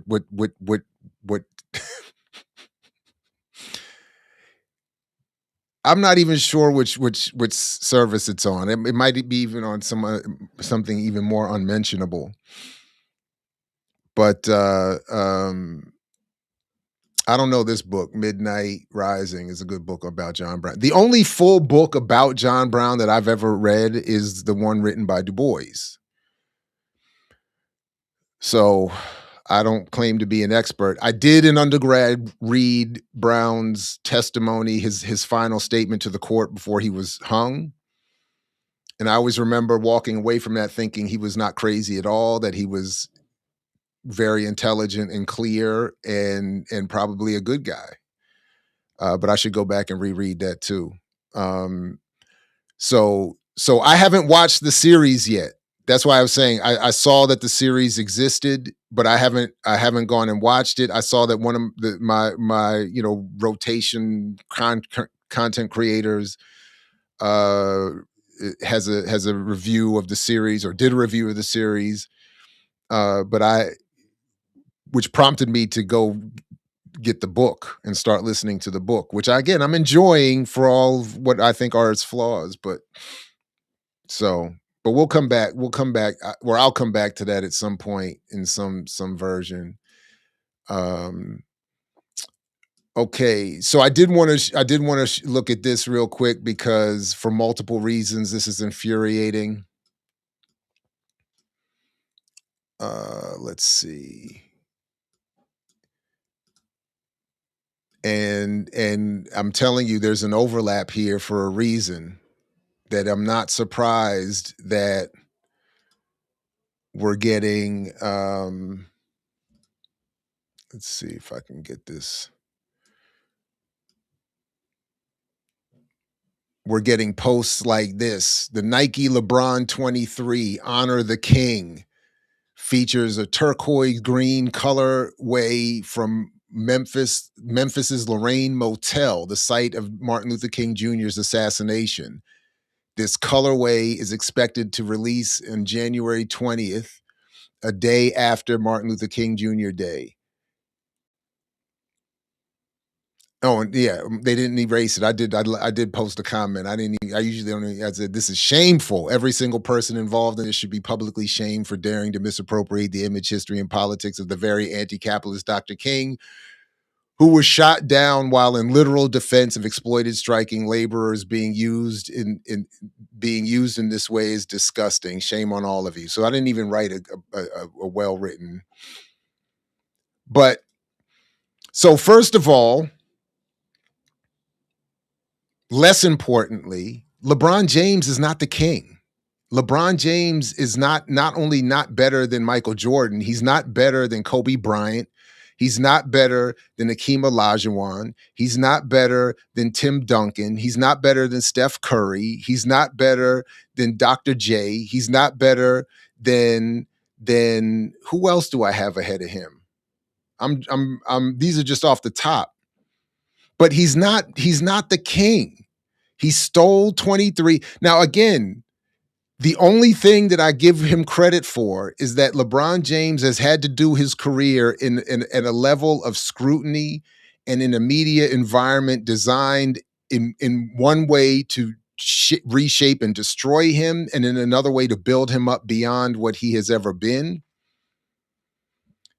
And I will also give him credit as Isaiah Thomas, who's just discredited himself lately, has said that unlike Michael Jordan, LeBron James has never had good coaching. He's never experienced the Dean Smith level, whatchamacallit, the other one. But as a player, people have got to stop it. Stop it. Statistically and otherwise, and all this longevity nonsense is nonsense. Look at how he played. I mean, come on, stop it. Stop it. But much more importantly is this absurd association between any of these fools, including Michael Jordan, with a Dr. King. So I don't know who in the King estate is responsible for this, if they are. I don't know. By the way, if you go if you go to the museum that in Memphis that is there to commemorate this site as the site of his assassination, they even have a display that accounts for, as I mentioned the other day, the work of Dr. William Pepper and the 1999 trial that showed that the state had absolutely something to do with his assassination, that James Earl Ray could not have been so all of that is there at the actual site. So for it now to be rebranded and used to sell a shoe and to associate the purchase of a shoe and all the exploitation of labor that goes into the building of those shoes and Nike factories and all of that, and all the wealth that instead of being redistributed back to the communities whose streets have King's name on them and is often associated with the worst material conditions, instead of the money going back to them, it goes to Phil Knight's and his people's crew. And to prop up LeBron as a billionaire, as a symbol, and to have him be a symbol that can be commodified and traded to create billions for those who are far richer than him. This is horrible. Horrible. And shame on every single one of whoever was involved with this. And it was probably Eve, but whoever sent that to me, wow. I mean, thank you, but wow. And I know this has already gotten some, I'm sure everybody has seen this and it's been properly attended to, but I just have to point this out too, that an ongoing focus on cryptoganda. Like, I have to say, I am usually much more forgiving, but I'm like, if you bought a coin from Eric Adams, if you saw an Eric Adams crypto coin and thought, this is my chance to get in on the ground floor of a big time investment and get paid, then I think you to get got. But in reality, this is just part of the hustle that he as it says here from Breakthrough News, Eric Adams enters the civilian life with a crypto scam. The disgraced former New York City mayor created NYC token meme coin to combat anti-Semitism, raising $3 million in 30 minutes before pulling it and allegedly pocketing the cash. New York City coin is to use the revenue generated to address anti-Americanism, anti-Semitism, to teach our children how to embrace the blockchain technology of how to run cities correctly. Come on, man. Who saw that and was like, you know what? That's what we need. I'm gonna get in on that.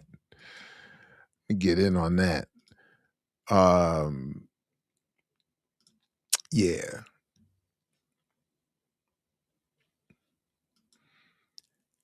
LeBron going for his Nike status. He's just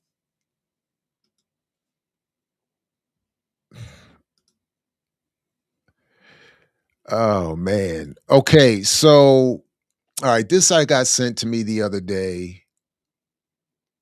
Speaking of nonsense. And again, folks, tune in tomorrow morning at 8 a.m. on Black Liberation Media for a special edition of the Remix Morning Show featuring Lorik and myself and Lou Turner talking about Dr. King and the Black Radical Atheist tradition. And then following that at 11 and then another at 12, got great interviews. Ron Hall, Black Martial Arts, Black, AKA Kung Fu Brother is going to be, got him in an interview. And Xavier Shakur, Pan-African comedian. So got a lot of stuff coming up tomorrow. So if you got the holiday or whatever tomorrow, this is a good way to enjoy it over there on Black Liberation Media. Please also check on my channel here, all of the Dr. King reduxes and remixes and for any, if you need any more on that.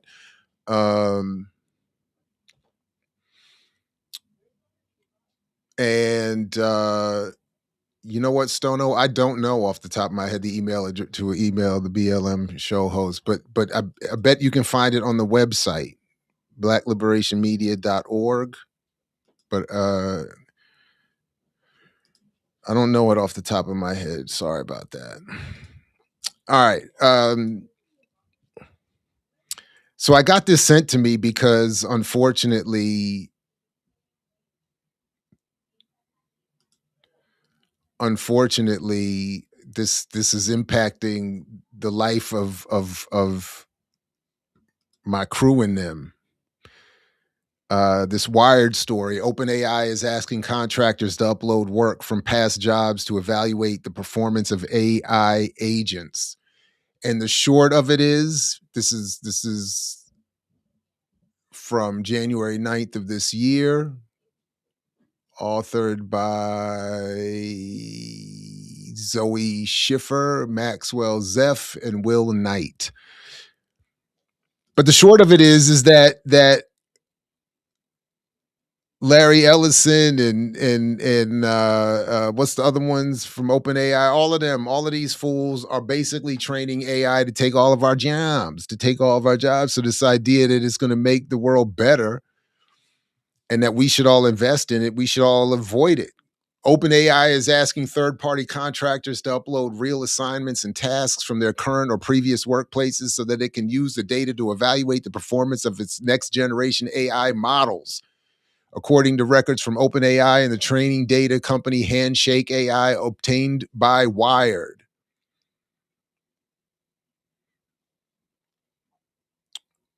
We've hired folks across occupations to help collect real-world tasks modeled off those you've done in your full-time jobs, so we can measure how well AI performs on those tasks. And how well it can take your job. The company emphasizes multiple times in the instructions that the examples contractor shared should reflect real on-the-job work that the person has actually done. And I have it on good off-the-record authority that people are being hired at enormous hourly wages for temporary contracted time periods to do this training so that they can teach people to do what we are all doing, to teach AI to do, to the extent possible, what we are all doing. The documents reveal one strategy AI labs are using to prepare their models to excel at real-world tasks. Firms like OpenAI, Anthropic, and Google are hiring armies of contractors who can generate high-quality training data in order to develop AI agents capable of automating enterprise work. Handshake said it was valued at $3.5 billion in 2022, while Surge reported valued at $25 billion in fundraising talks last summer. And why? Because if you can say, I'm going to save you that much money in the future by having your job farmed out to an AI model, having the, where you don't have to pay employees this, that, and the third. So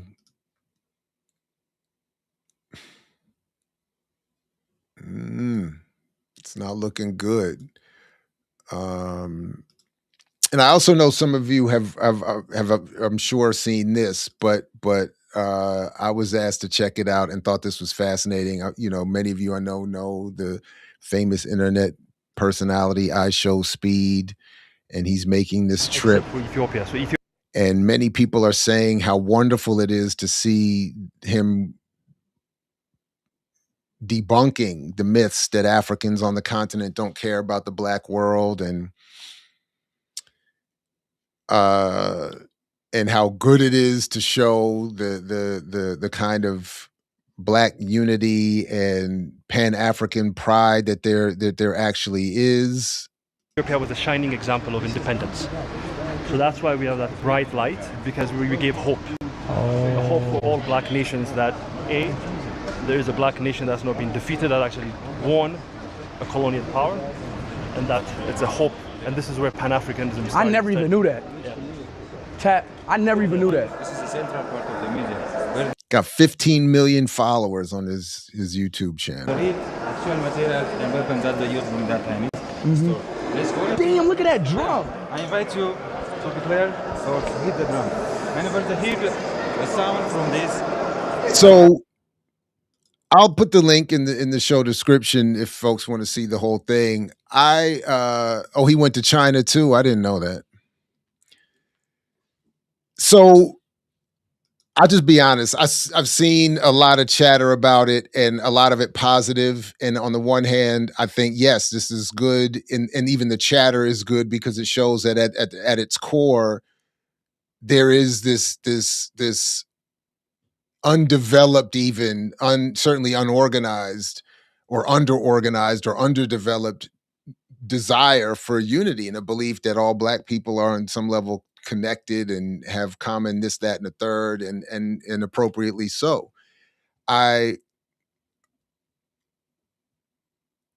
Two things from that clip alone. I struggled with one. I always struggle with the narrative that Ethiopia is the one place that was never conquered or colonized. No disrespect, and I'm open to be criticized. I've had numbers of in person, with my Ethiopian massive conversations about this here and there over the years. But one, I feel a kind of way, about what would now be described as sort of this Wakandian, we did what others can't do type of thing.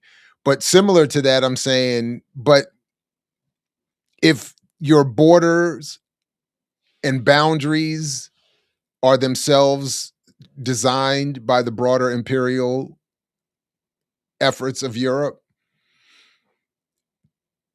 to say that you've been forced to stay to this boundary, or to rephrase it as we've chosen to stay to this boundary and to not push it any farther, to suggest that is somehow an escape, is, before we even get into any of the details of the real, nuanced, sophisticated details, history of Ethiopia and that region. But when use of the waterways and the Nile and are all circumscribed by other national and colonial powers and policies, it's like, where you can build and not build dams is circumscribed. It's like, why? I don't know. I don't always know how I feel about. I always kind of am like, okay. But the other part of it is that unfortunately, the form of Pan-African unity we get is on this very surface level, tourist level, apolitical, celebrity driven type of thing. And we've seen versions of this before. I remember back in the day in the early 2000s when Raekwon and them went over to Southern Africa and saw for the first time, and I think we even moved to near tears over seeing Southern Africans who had never seen real diamond. Like we were, oh, this is revealing and this is going to change, and it's like and it's like, oh, and it's like, again, on the one hand, yeah, we have this tendency towards Pan-African solidarity and seeing a commonality, and yet it's so easily manipulated through popularity and celebrity and depoliticized and turned against itself. That it was, I just felt a little, but yeah, on the one hand, to see the exuberance of that first trip to the continent and learning this and all that is wonderful. But on the other hand, it's largely, tourism driven. It's not, and I've, from what segments of it I've seen, encouraging certain analyses and so I don't know. But and in some ways I wonder to what extent this will work against the kinds of Pan-African solidarity and organization building and work that need, to what extent this might backfire or not work in the way that some seem to be hopeful for. But I'm happy to be wrong on that, and I hope this leads to. Has he said anything about the Sahel and all of that? Has anybody noticed any of this?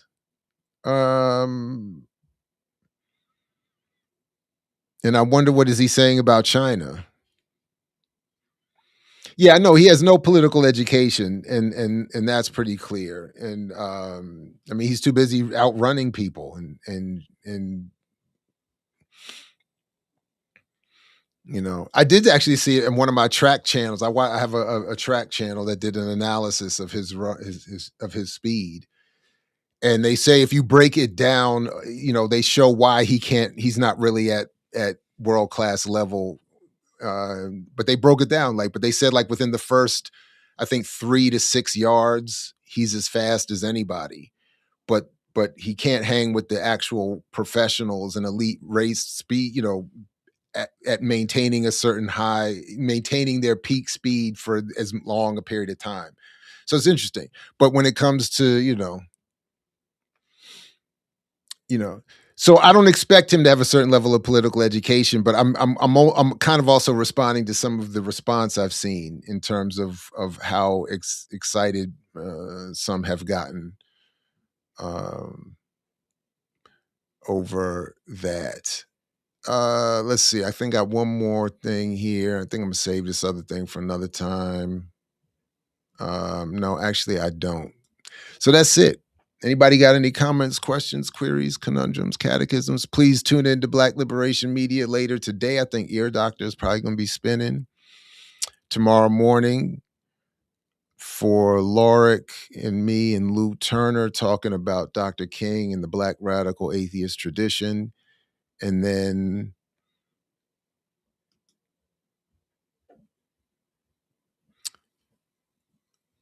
what does Billy Banks, Jean-Claude Van Damme, and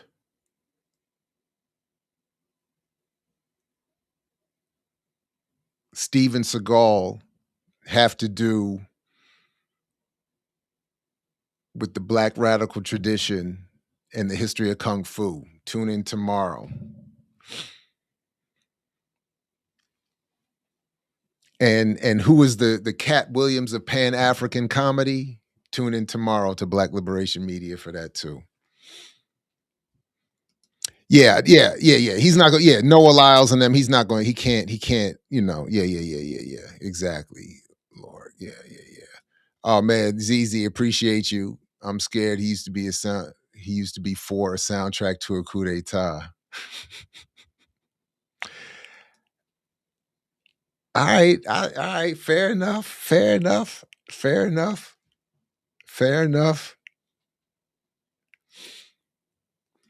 Where's my George Jackson poster from?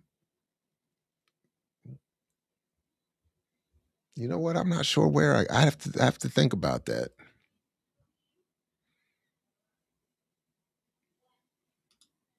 Oh, okay, right on. Adnan Hussein and Nina Farnia for a struggle session episode on Iran. Yeah. Right on. I'm glad he proved FBA wrong about the continent not liking Black Americans. So I thought about that too. I mean, part of it is also, I have to be honest. Like, part of it is also that isn't necessarily indicative of how well diaspora Africans are received on the continent either. He's a celebrity. He's bringing 15 million YouTube subscribers with him. The idea that he's not going to get the tourist version of, and I've been on the continent enough, I've been around the continent enough to know that not all that, sometimes it's transactional.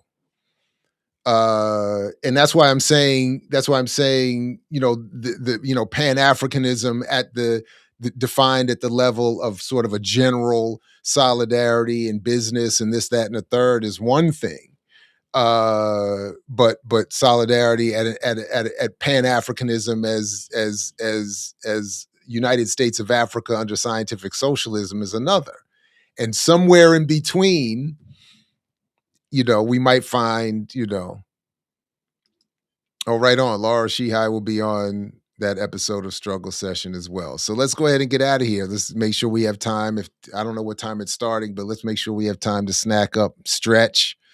Some of us definitely need to stretch.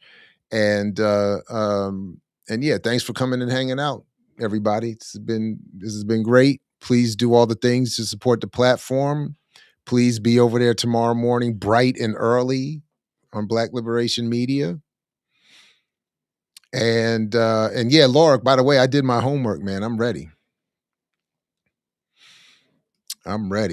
And well, at least I did my homework. I don't know if I'm ready, but I did my homework. And yeah, and let's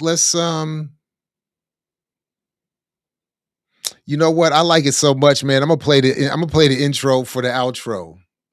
Because when I see you, I get a little happy. So peace, everybody. Only if you're willing to fight for it. Thanks again for joining me. Salute to DC Vibe and the greatest pocket groove in the history of humanity. And I'll see you tomorrow morning on Black Liberation Media. Thanks, everybody.